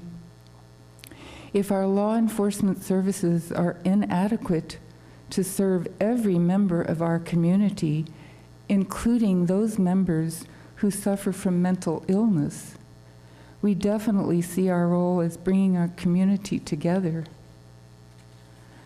I don't know what the next step is. Perhaps we could have a community meeting to bring together people to learn about what did happen, although I appreciate Matthew Chang's words, because he gave us quite a detailed expression of what happened. But we do need to know the details about the protocols that are in place and whether they were followed. If so, maybe the protocols need to be reviewed, and more humane protocols which would enhance the training of officers on duty and or include the effective use of the mental health community to help de-escalate a situation when someone is having a psychotic episode, so that deadly force is not used in such situations. I am willing to get involved with others in our community to improve community relations with the police and to develop accountability to the community of police actions, especially when shooting or deadly force is used. Thank you. Thank you, Delia.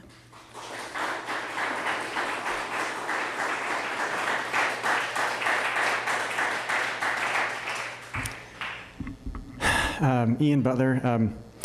You know, it was really heartening for me to see the beginning of this meeting, Mary Beer and the kids giving their presentation on drugs and alcohol with kids.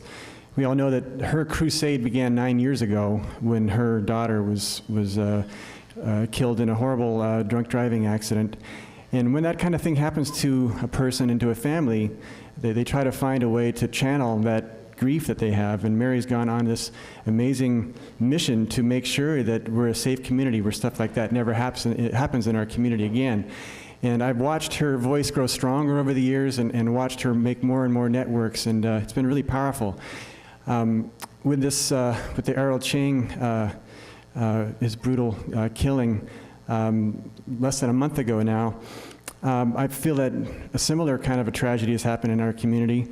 And I didn't know this family before this happened, but now I have gotten to know them. They've been very graceful and gracious, and they've taken me into their family, and I've gotten to know them, and they're a really amazing family under these amazing circumstances, and also their friends. And I've gotten to know a little bit about also Errol, too, because we think, you know, the schizophrenic with an axe sounds like a scary person, but the rest of the time, they describe him, he was a teddy bear. He had really close friends in this community, and he was a really sweet, wonderful, loving man.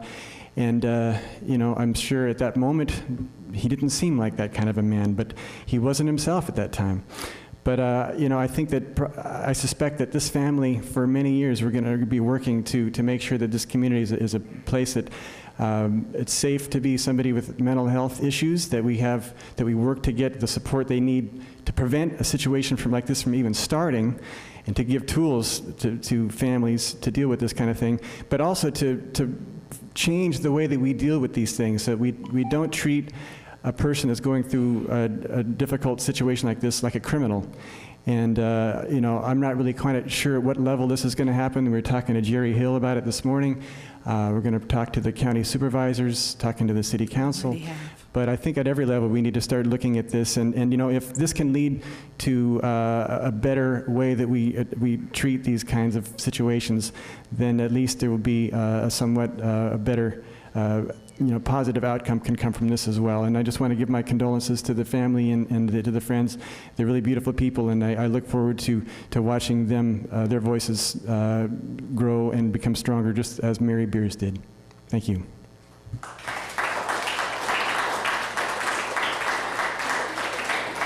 And my last card is Claudia Reinhardt.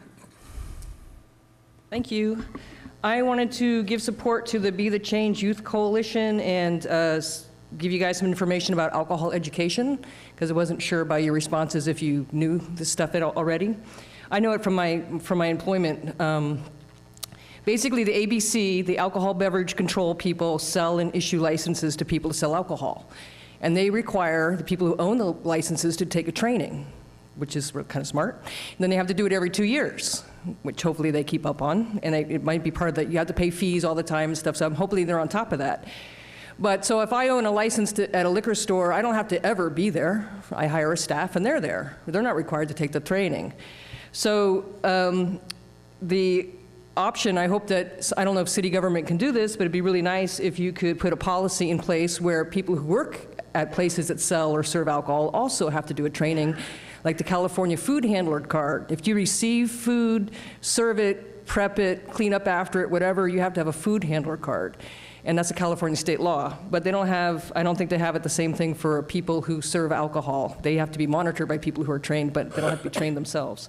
So ServeSafe, if you go online to servesafe.com, they offer an online course. The test is $30. You take it online yourself, or you could do it as a group, and they give a test at the end, and you get a certificate that you've been trained on how to safely and legally handle alcohol and identify who should have it and who should not have it, and what are signs of over-alcohol use, and what you're supposed to do and all that stuff. So if everybody was trained, they'd have an idea, because right now they can hide and say, well, I don't know. I didn't know they were drunk. I didn't know. But if we require them to know, that's a step forward to making change happen. The other thing is that the ABC a few years ago did a collaborative long study, and they came up with best practices for educating people who own licenses. So there isn't already a really good training, and on the ABC, you go to abc.california.gov, and they have all about what the programs are doing and all these providers that will also give training. So I know the state government through the ABC requires owners to be licensed, but I think we need to get other people, including maybe even parents and teachers and anybody else intersecting with children should have some information about this. Thank you. Thank you. Okay, pretty significant comments, and I'm going to move on with the meeting, but I am going to just say that to the family that you have my deepest condolences. I came and expressed that, and I will express that again here. And I'm going to take that, remind you that in my comments as mayor, I said that I've already spoken to 2 of the 5 Board of Supervisors, and I will continue that effort. Mental health services are provided on a county-wide level, and I will continue the advocacy that I've spent 35 years on. There are no words. Thank you. So with that, we need to move on to consideration items, and the first is appointments to the City of Pacifica Planning Commission and the Beautification Advisory Committee. Staff report, please. Honorable Mayor and council members, the city has recruited applicants for the Planning Commission and the Beautification Advisory Committee to fill vacancies as a result of expiring terms. These opportunities were advertised in the Pacifica Tribune. Interviews were conducted by City Council on April 9th, and staff recommends that council make appointments at this time to each of the commissions, requiring 2 for the Planning Commission and 2 for the Beautification Advisory Committee. Okay. Questions? I have no cards on this item. I was due to illness this week. I had that horrible flu, was not at the interviews, so I'm going to recuse myself from voting on the Planning Commission, since obviously, well, we didn't interview anybody for beautification, did you? We interviewed. We did. Okay, then I'm going to recuse myself altogether, so you guys please complete your ballots and give them to Councilmember Stone. Did you have? I was just going to ask, are we doing a ballot, or what? Or do you? Unless you want to just make a motion. I would like to make a motion for the Planning Commission that we just reappoint Jeffrey Cooper and Mike Brown. Okay. For those of you, just in case people don't know, we did a short draw on the years so we can have staggered appointments. So these are folks that I think only got a year out of their term of appointment. That's correct. Okay. So do I hear a second? Yeah, I can do a second. Okay. I'll second that. Any comments? Discussion? Great job. Just one quick, they're now being appointed for a 4-year term, correct? Correct. Yeah, I just want to be sure everybody knew that. And just before we vote, I'd like to just thank the applicants. They were very good applicants, and we have to choose 2, and those are the 2 that I would suggest. So. Okay. Councilmember Degree? Same. I really appreciate the fact that there are interviews and that people did come. I would want no one to be discouraged and to stay involved in some manner. But I do agree that these two, they happen to get the short string and they really haven't been on there that long. And I would just reinforce that every year there'll be seats come available now because we've staggered the terms, so hang in. Mayor Pro Tem. Just a quick comment. Again, I appreciate all the applicants that came. They were all excellent and would have been fine planning commissioners. But and I'd also like to praise the current planning commissioners that we have. They're doing a beautiful job. And they gave us a lot of feedback that night as well in terms of how planning commission is going. And they had a lot of positive things to say about the planning department, and just appreciated getting that feedback. Okay. Councilmember O'Neill? I'm kind of on another subject, but I was wondering if we can put on the next agenda for us to set a date to meet with these commissions. Can we vote on this? Well, that's why I'm on asking. your table? No, we keep talking about it, but it's never done. No, actually, there's a plan going forward. Oh, is there? So the city Okay. manager's working on that plan. Oh, It just okay. hasn't been the first thing. All right. So now we have a motion and a second. I'm going to recuse myself, so please vote. And that passes 4-0 with 1 abstention. And Beautification Advisory Committee. Councilmember Stone. So out of the 3 paper applications we received, only were 2 interviews. And so I'd make a motion that we appoint Mike Moody and Patricia Huntalis to the Beautification Advisory Committee. Okay. And Mayor Pro Tem? I second that. Okay. We have a motion and a second. Any discussion? Okay, please vote. I'll again abstain. And that passes 4-0 with 1 abstention. Okay, last item on the agenda. This is the development of the 2014-2015 budget, and it's an information item. I have no cards on it, but I'm looking forward to that information. Staff report.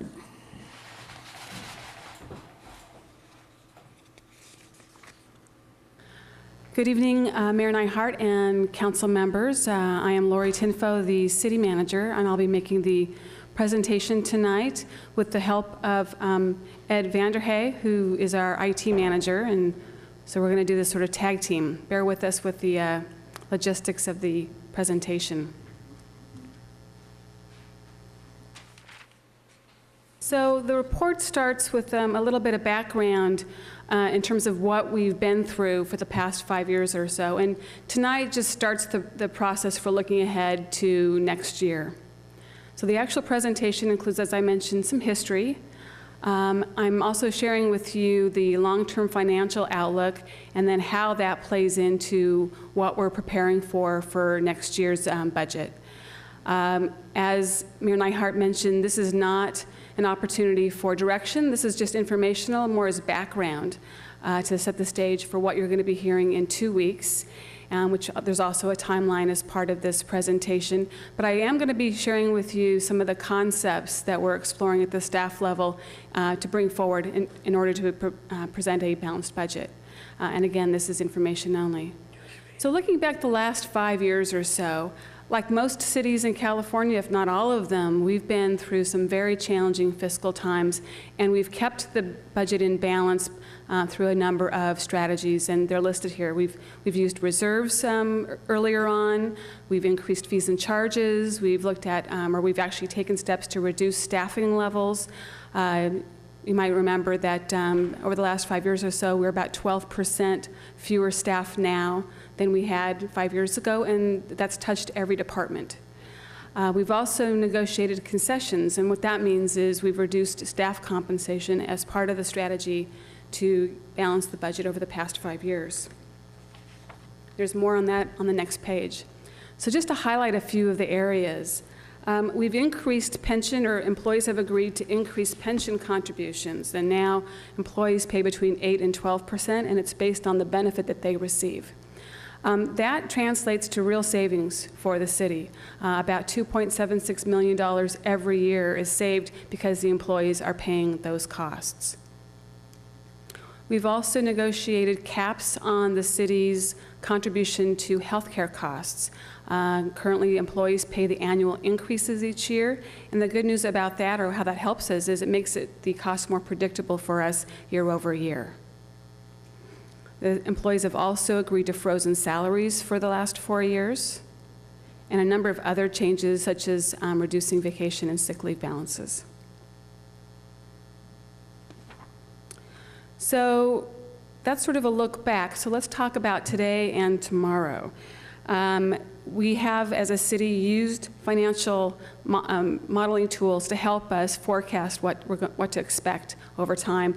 And over the past 6 months, I've been working on a new one that I can bring forward to you, and you're getting a preview of that tonight. Now, longer term, the revenue projections that we'll use in the model, there'll be 3 of them. But for our purposes now, there's just one. And the 3 will be optimistic, a moderate scenario, and then pessimistic.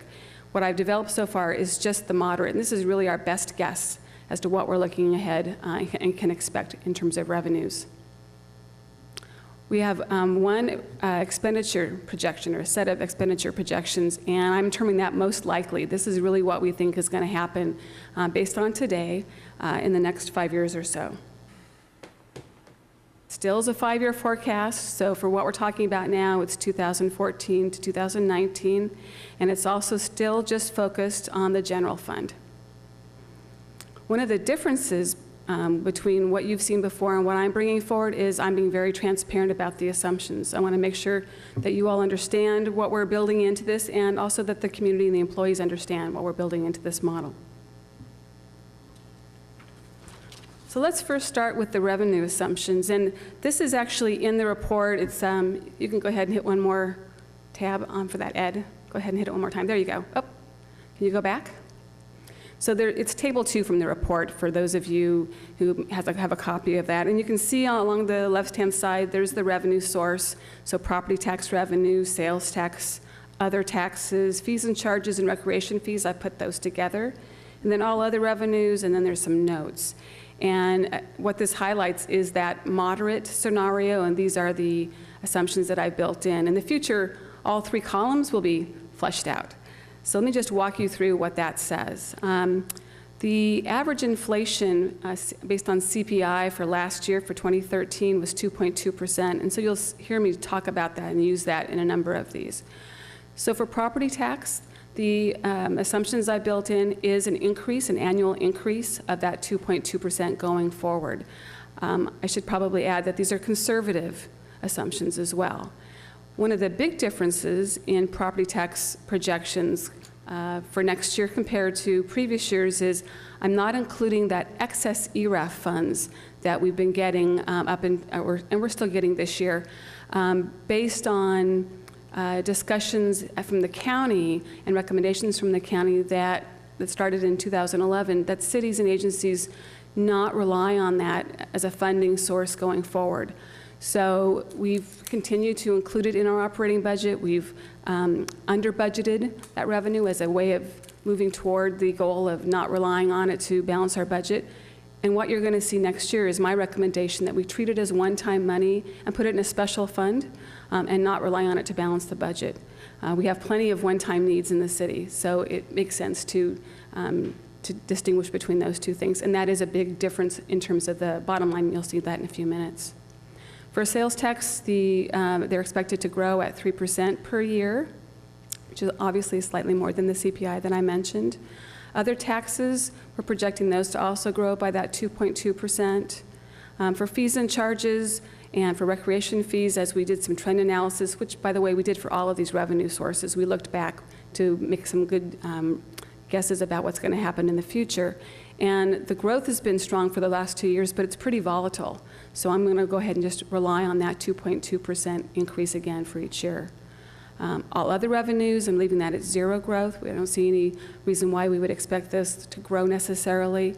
And then just as a side note, this scenario does not include any new revenue-producing development. We're not expecting something to come online that's going to fundamentally change either property tax, sales tax, or other tax or revenues.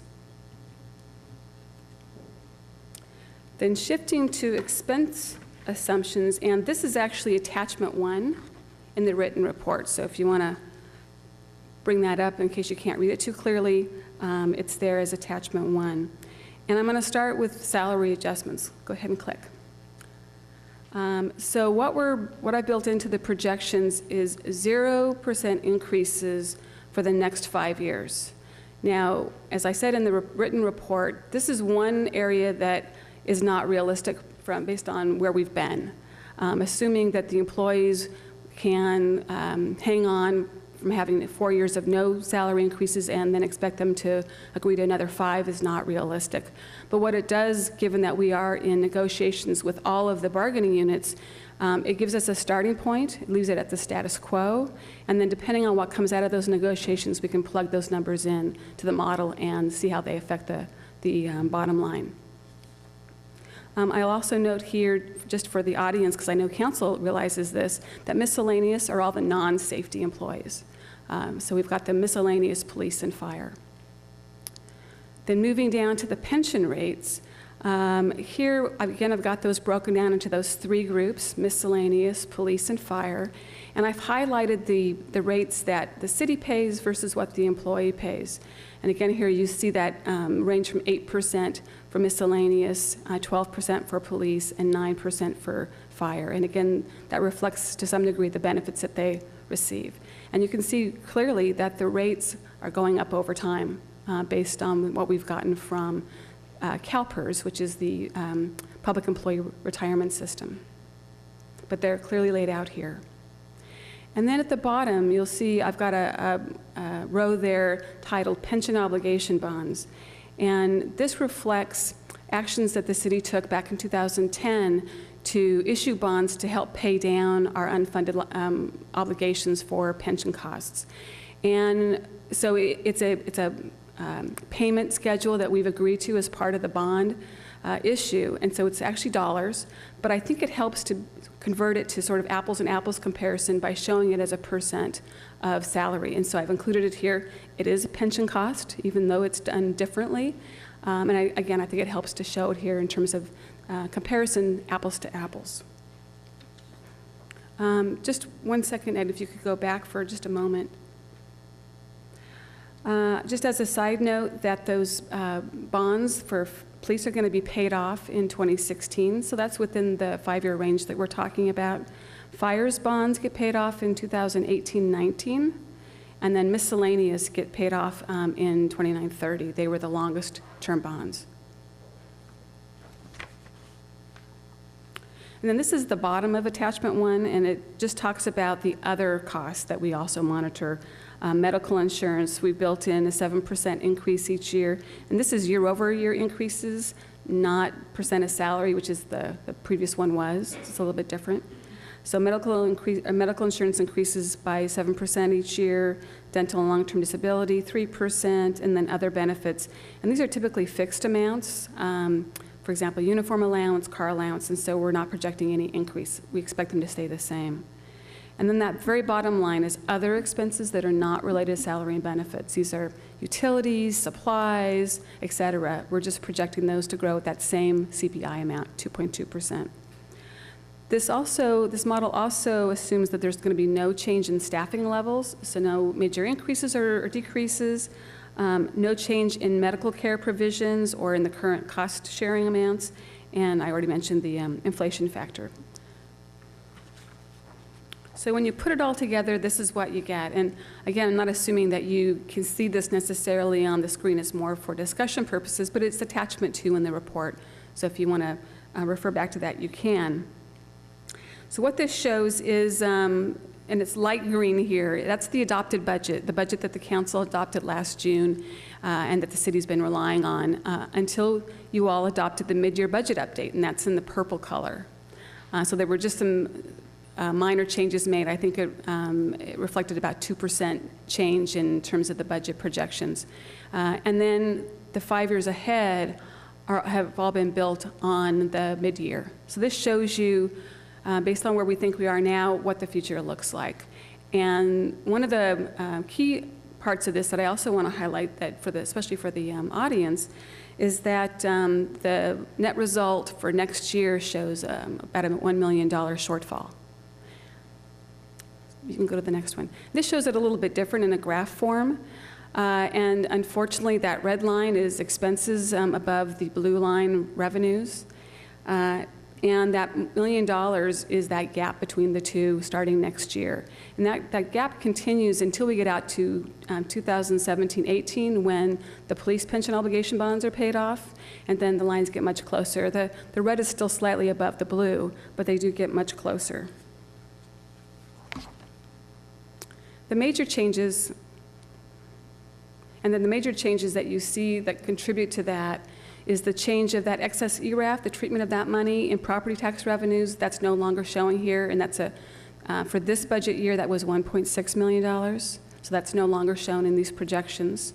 And then, as I mentioned, the police pension obligation bonds being paid off in 17-18, so that decreases expenses significantly.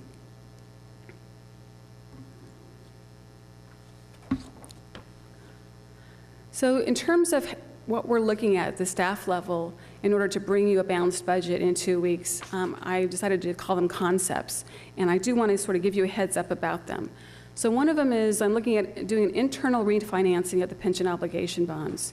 I mentioned to you that they get paid off in staggered dates in the next few years for police and fire.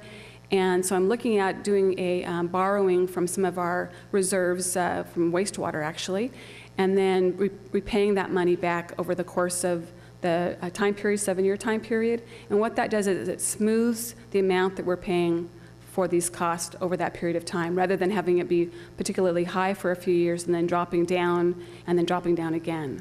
So I think that could help us have a balanced budget and makes good use of funds that we have available.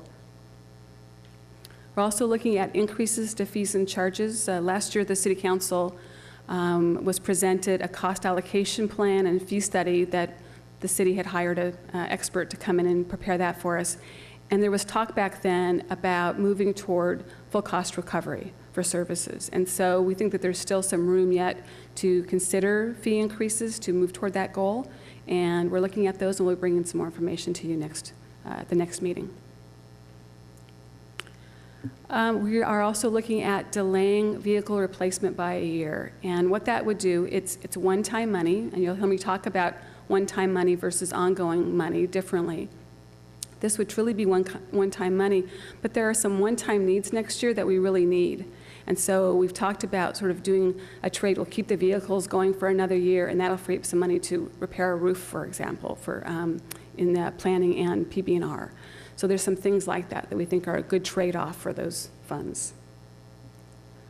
The police department currently gets some state grant funds that have been used for equipment. We've bought the equipment, so now we're looking at maybe we can use that to help offset operational costs. We were also looking at potentially reducing funding to non-governmental organizations.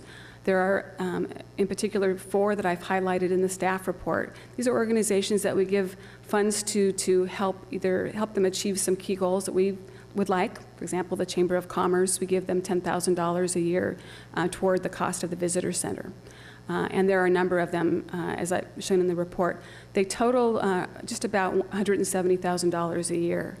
And I also understand that in previous years, the council has indicated to the groups that they should start weaning themselves off of the city's funding as we move forward, because as even the earlier projections were showing, our expenses are increasing faster than our revenues. So that's another area that you'll be hearing more from me. Also looking at creating a parking enterprise fund. In this fiscal year, last September, I believe, we started charging for parking at the beach. And we did that for very specific reasons, to generate some revenue, to provide some services that people wanted and needed and that the council had identified as being needed. And so that new revenue source is offsetting those costs. And so a parking enterprise fund is a tool that many cities use as a way of being able to track those revenues and the expenses, and it really provides a level of transparency that I think would be very helpful in terms of looking ahead. And then other smaller changes. We're looking at maybe combining some contracts for custodian services, maybe if we can combine contracts for copier rental, that kind of thing. Smaller things, but still actions that make a lot of sense for us to do and to take a look at. And then for the timeline, so this really is sort of a preview, and you're going to get a presentation of the balanced budget in 2 weeks on April 28th, and that date's so important, apparently I repeated it twice. So, and then looking ahead, there'll be a public hearing on May 12th, and then another public hearing on May 27th, and I'm just going to highlight that because that's the day after Memorial Day. So it's a Tuesday for us, and I just want the public to be sure, and if they're tracking this, to understand that's a special day. And then on June 9th, we'll come back to you either for final direction or perhaps for adoption, depending on how the process unfolds. But for sure, we'll come back to you for adoption no later than June 23rd. So with that, I'd be happy to answer any questions that you might have.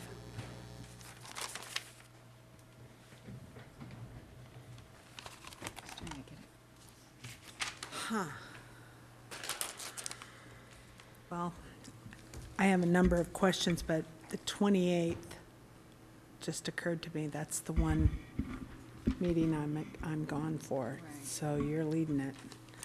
I'm not here for that meeting. Right, that's right. You said the 27th. 28th is the next, that's the last April? We'd always plan that. Yes. Okay. Just so you know. Questions from council? I have a couple, but I don't know if anybody else wants to start. I'm just kind of figuring out my questions. So. Okay. Just a couple of little nitty things about delaying vehicle replacement. Somehow I remember that we did that last year, or did we? I don't know if that was part of the... Because we make a contribution to a fund for vehicles, and I thought we delayed that one last year too, and I just want to make sure we don't get into trouble. We'll double check that to make sure. Okay. This came from staff as a suggestion, so I'm hopeful that we're not sort of doing it twice to the detriment of the fund. Yeah, exactly what I'm double check. thinking. Okay. I'm doing that from memory. And then on the library extra hours, 75,000, is this the money that's, refresh my memory about that, is this over our match? And if it's over our match, that's fine, but when we talk about, there's a match with the JPA, so consequently, if we withhold money, are we also hurting ourselves financially beyond that, in other words? And the short answer is yes. That's what I thought. We do put in the 75,000, and then I believe we get a 2-to-1 match or 3-to-1 match. Yeah. And that allows extra hours to be 3-to-1. purchased at both the libraries. Correct. Yes. And I would like to see, just in terms of my making some choices about this, I'm just curious what the cost would be, savings, if we closed a library instead. So just kind of looking at those differences, I'm wondering what that would be. I know you can't answer that question right now. And you know, I just mentioned that we heard about cities sharing services. I thought we had a purchasing agreement in the county when you get down to making other smaller changes, like looking for economies of scale. I thought there was a purchasing agreement across the county or within some pocket of the county that I had remembered hearing about. That may well be the case for supplies or something. Okay. Yeah, we do take advantage of other Yeah, agencies. Take a look at that. And those are the ones I had. Oh, since you put it on here, one other thing, and just get it out of the way. The whole idea of borrowing from ourselves and using the enterprise fund and doing that that Bighorn decision, and I guess I'm looking at the city attorney for a reason, that wouldn't interfere with this because we're repaying the money to ourselves. Is that correct? It's just that we can't commingle those funds anymore or use them for things other than the. And I'm not sure we ever could do that, so. Yeah, yes, because that's but why the Bighorn decision cleared it up, but Correct. that was a routine practice of a lot of cities, so, okay. Thank you very much. Councilmember Degree. Just for clarification, you use the term volatile. Does that simply mean that it ranges, can go anywhere? Is that what you meant by volatile? I forget what page it was. That is what I meant. That one year it's way up, the next year it's down, next year it's way up again. So, yeah. Thank you. I had one other one. You use 7% for medical costs increases. We've had some other big jumps, so do you think is 7% what the industry's predicting, or? That's what we've been paying the last few years. And we did check with our. Increase each year? Correct. And we did check with our broker, and they thought that was a good projection to continue to use. All right. Anyone else? Councilmember Stone. Thank you for the presentation. It's very thorough, especially just for a preview, which is great. Thank you. I'm glad that you mentioned that the 0% salaries are not realistic, because we know we're gonna have to do something there. And I guess what I want to understand, and maybe you don't have to answer this right now because it's just a preview and I know you're doing more work, is just that so I can understand the going forward, how we address that and look at that from one year to another. And like you mentioned in your report, we have negotiations open at the moment, but we're going to have something in there that is somewhat of a placeholder, depending on if there's longer or short-term agreements or what have you. But looking at this from the surface, like a member of the public might look at this and say, oh, they just have to get to $1 million, and then in the out years it's just a couple $100,000 and we might be level for a while. But that's not realistic. It's really not. Okay, so anything, I guess for next time around, anything that we can understand that, or you can touch on in a report, so that we can see the more realistic trajectory of our expenses, because they are going to be increasing more rapidly than are shown here. And $1 million is a lot of money, so It definitely is. you have a lot of work in front of you. Staff's been working really hard. Yes, good. And the only other thing that I've been harping on for the last few years is, Pacifica is like perpetually in this, like, let's fix it, let's plug the hole in the boat, mentality, which, $1 million is a big hole. And I think when I got on the city council, it was 1 in 5 that we had to cut. So it's continuing to do this, but I'd like to see going forward is a plan for proactive spending so that we can try to better our situation, through economic development and through maybe other things that we've talked about in economic development plan or home remodel program, things like that, where we can be proactive that will reap benefits in the future through increased revenue. So, thanks. Any other questions? Because I'd also take cards on the subject if there are some, but we're in the questions mode. Councilmember O'Neill. Hey, I was wondering if at the next projection, if you can give some sort of notation, because I know, like, for the medical insurance, the city's contribution is frozen no matter how high it goes. So if maybe you could put in a couple examples of what the employees are paying out of pocket. Stone wants to look at the future. I was kind of thinking the past as to how we got here. And I think in regards to your question about the library, I think basically we would have the library opened on Sunday if we weren't closed to one facility. That's not my question, but Oh, yeah. go ahead. Yeah, and there was Mine another, is money. Yeah, there was another question which I totally forgot about. I'm sorry, I didn't write it down. Oh, your notes. Okay. Where are your notes? Yeah, I know. Mayor Pro Tem. Okay, I think I asked this before, but just wanted to go over it again. For the ERAF going now to one-time funds, what is our estimate on, the ERAF funds are estimated to be dissolved within a couple years, correct? Well, and I've heard sort of conflicting things, but what I'm sort of building in here is, yes, they're supposed to go away. I've heard 2016, 2017 as a date given. I don't know, I can't tell you for sure that that's the case or not, but that's what I've been told. Okay. And this is a new way of us looking at these funds with the one-time funds. And what do you think about the possibility of having a policy about utilizing those one-time funds? Is that something that you've seen before, or? I happened to help draft one. In the previous city I worked for, they were also, the council was also very interested in some kind of a policy about that. And so, yeah, I do have one that we could use as a starting point and be happy to then modify it or tailor it to meet this council's needs. Okay, that sounds like an excellent idea.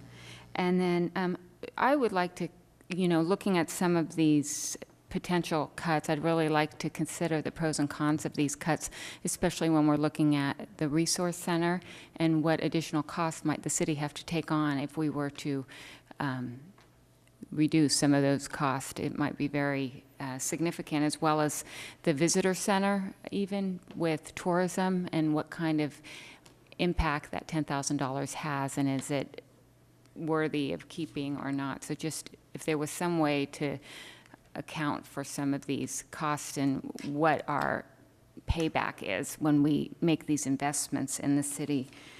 And then, let's see. And then I had the same consideration that Len Stone did regarding the it's very likely that our expenditures are going to be going up quite a bit more than is projected here because of the fact that we do have 0% salary growth. So we really have to keep that in mind as we're going forward, that it's likely to be a bit worse than it appears right now, unless we can find other sources of revenue, which should be on the top of our priority list. So I think that's it. Thanks. Councilmember O'Neill. I remembered my question is, all of us have always talked about, business development, and what we want to do, but we've never, to my knowledge, had a detailed discussion as to what it is entailed. I mean, because obviously you have a person that does something visiting, but there's plane tickets, possibly an assistant, there's, literature, websites, whatever. So I was curious, we always talk about it, would it be possible to get some sort of idea and a guess estimate as to what the budget would be for a business development department entity, so that we all have, and the public all have something in mind when we say those words? Okay. Can I just ask point of clarification? Do you mean business development or economic development?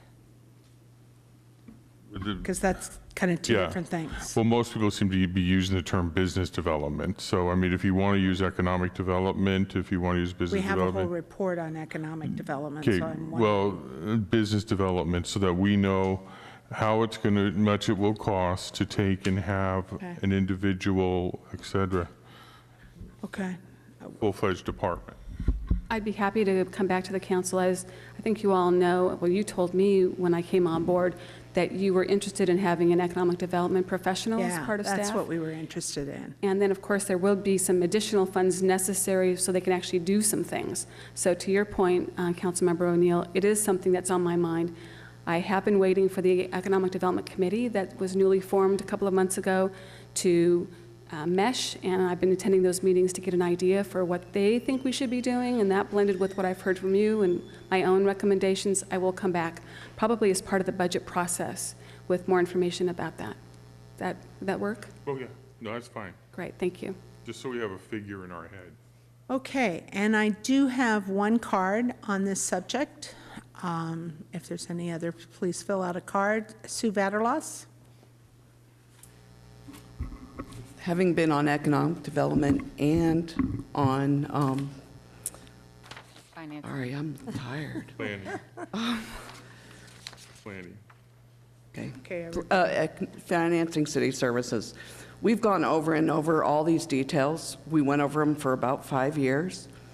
The one that strikes me as that we always save are the library, the resource center, the chamber, and the beach coalition. Those are really important for the whole community, not just for the budget. And as going over and over and over those items, we always try to save those items. I think they're all very important for the community. And I think that economic development is a big issue. We need more economic development. We're always in the hole. We need to come out of the hole. And so I think we need to push for economic development. Thanks. Thank you. I have, well, you better hurry, Chief. I was going to say I have no more cards, but there is one up there. Come on up and introduce yourself. I've got your card. That's great. Thank you. Tiger Joe throws big stick. While I'm here, the Resource Center is very important to this community. Many people, I did some work as a caregiver for a lady with a disability, and one of my tasks was standing in the food bank line at the Resource Center for her because she was unable to do it for herself. And after doing that many times and hanging out with many, many people whom utilize the Resource Center for, if nothing else, food, and there are many, many other things that they utilize the Resource Center for, money shouldn't be touched from the Resource Center. We need that. It is very, very good in every way conceivable. I was just doing a quick calculation on a hand calculator, and I don't know if it's in any manner, way, shape, or form a feasible scenario, but what occurred to me was if everybody chips in whatever, we have a sizable enough community that, and I don't know how many people are in our community, 25,000, everybody chips in 40, how many? 37. Almost 37,000? So I did 25,000. With 25,000, if everyone chipped in $40, that would be $1 million. Not everybody can afford that. I understand that. Some people can afford a little bit more, and this hinges on it being an idea of voluntary. I'd be happy to volunteer $40 to raise that. And if it is conceivable that that could be a notion brought up to our community, that could work, maybe? Anyway, Resource Center, good. We need that. Thank you. Thank you. Okay, with that said, I'm going to bring it back to council. Comments? Any other additional comments? I do want to thank you for making, having sat through financing city services, sat through economic development, and 6 years in budget.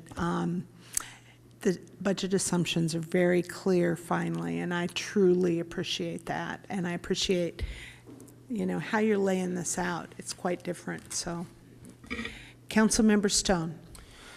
Thank you. The only other thing I'd like to see is that in any of the recommendations as we go forward, that the reserve policy that the council adopted, not even sure how long ago it was now, but last year. Last year. Yeah. That be incorporated, and that we have, that you touch on that in any recommendations. Thanks. Okay. And Councilmember Degree. Thank you for all the hard work. I really appreciate the process and the layout. Very helpful. Thank you. Yeah. Mayor Pro Tem. Thanks, very clear. A great job with the outline. It's very clearly written, and we know what we're facing and what we have to contend with. So I appreciate that. You know, I am going to take a second just to make one other comment, that the thing that has slowly begun to change is the idea of long-term planning really being real, and that we may not have to lurch from crisis to crisis in the future if we can get ourselves together in a systematic way, and I really appreciate your leadership in doing that. Thank you. Okay. Any other comments from council? With not, I am going to adjourn this meeting, but I did want to say one thing. I keep forgetting to introduce our commissioners, and Commissioner Evans and Commissioner Vaterlos from the Planning Commission have sat out there in the audience studiously throughout this meeting. So thank you very much for attending. I assume you're our liaison tonight. Thank you. And good night, everybody.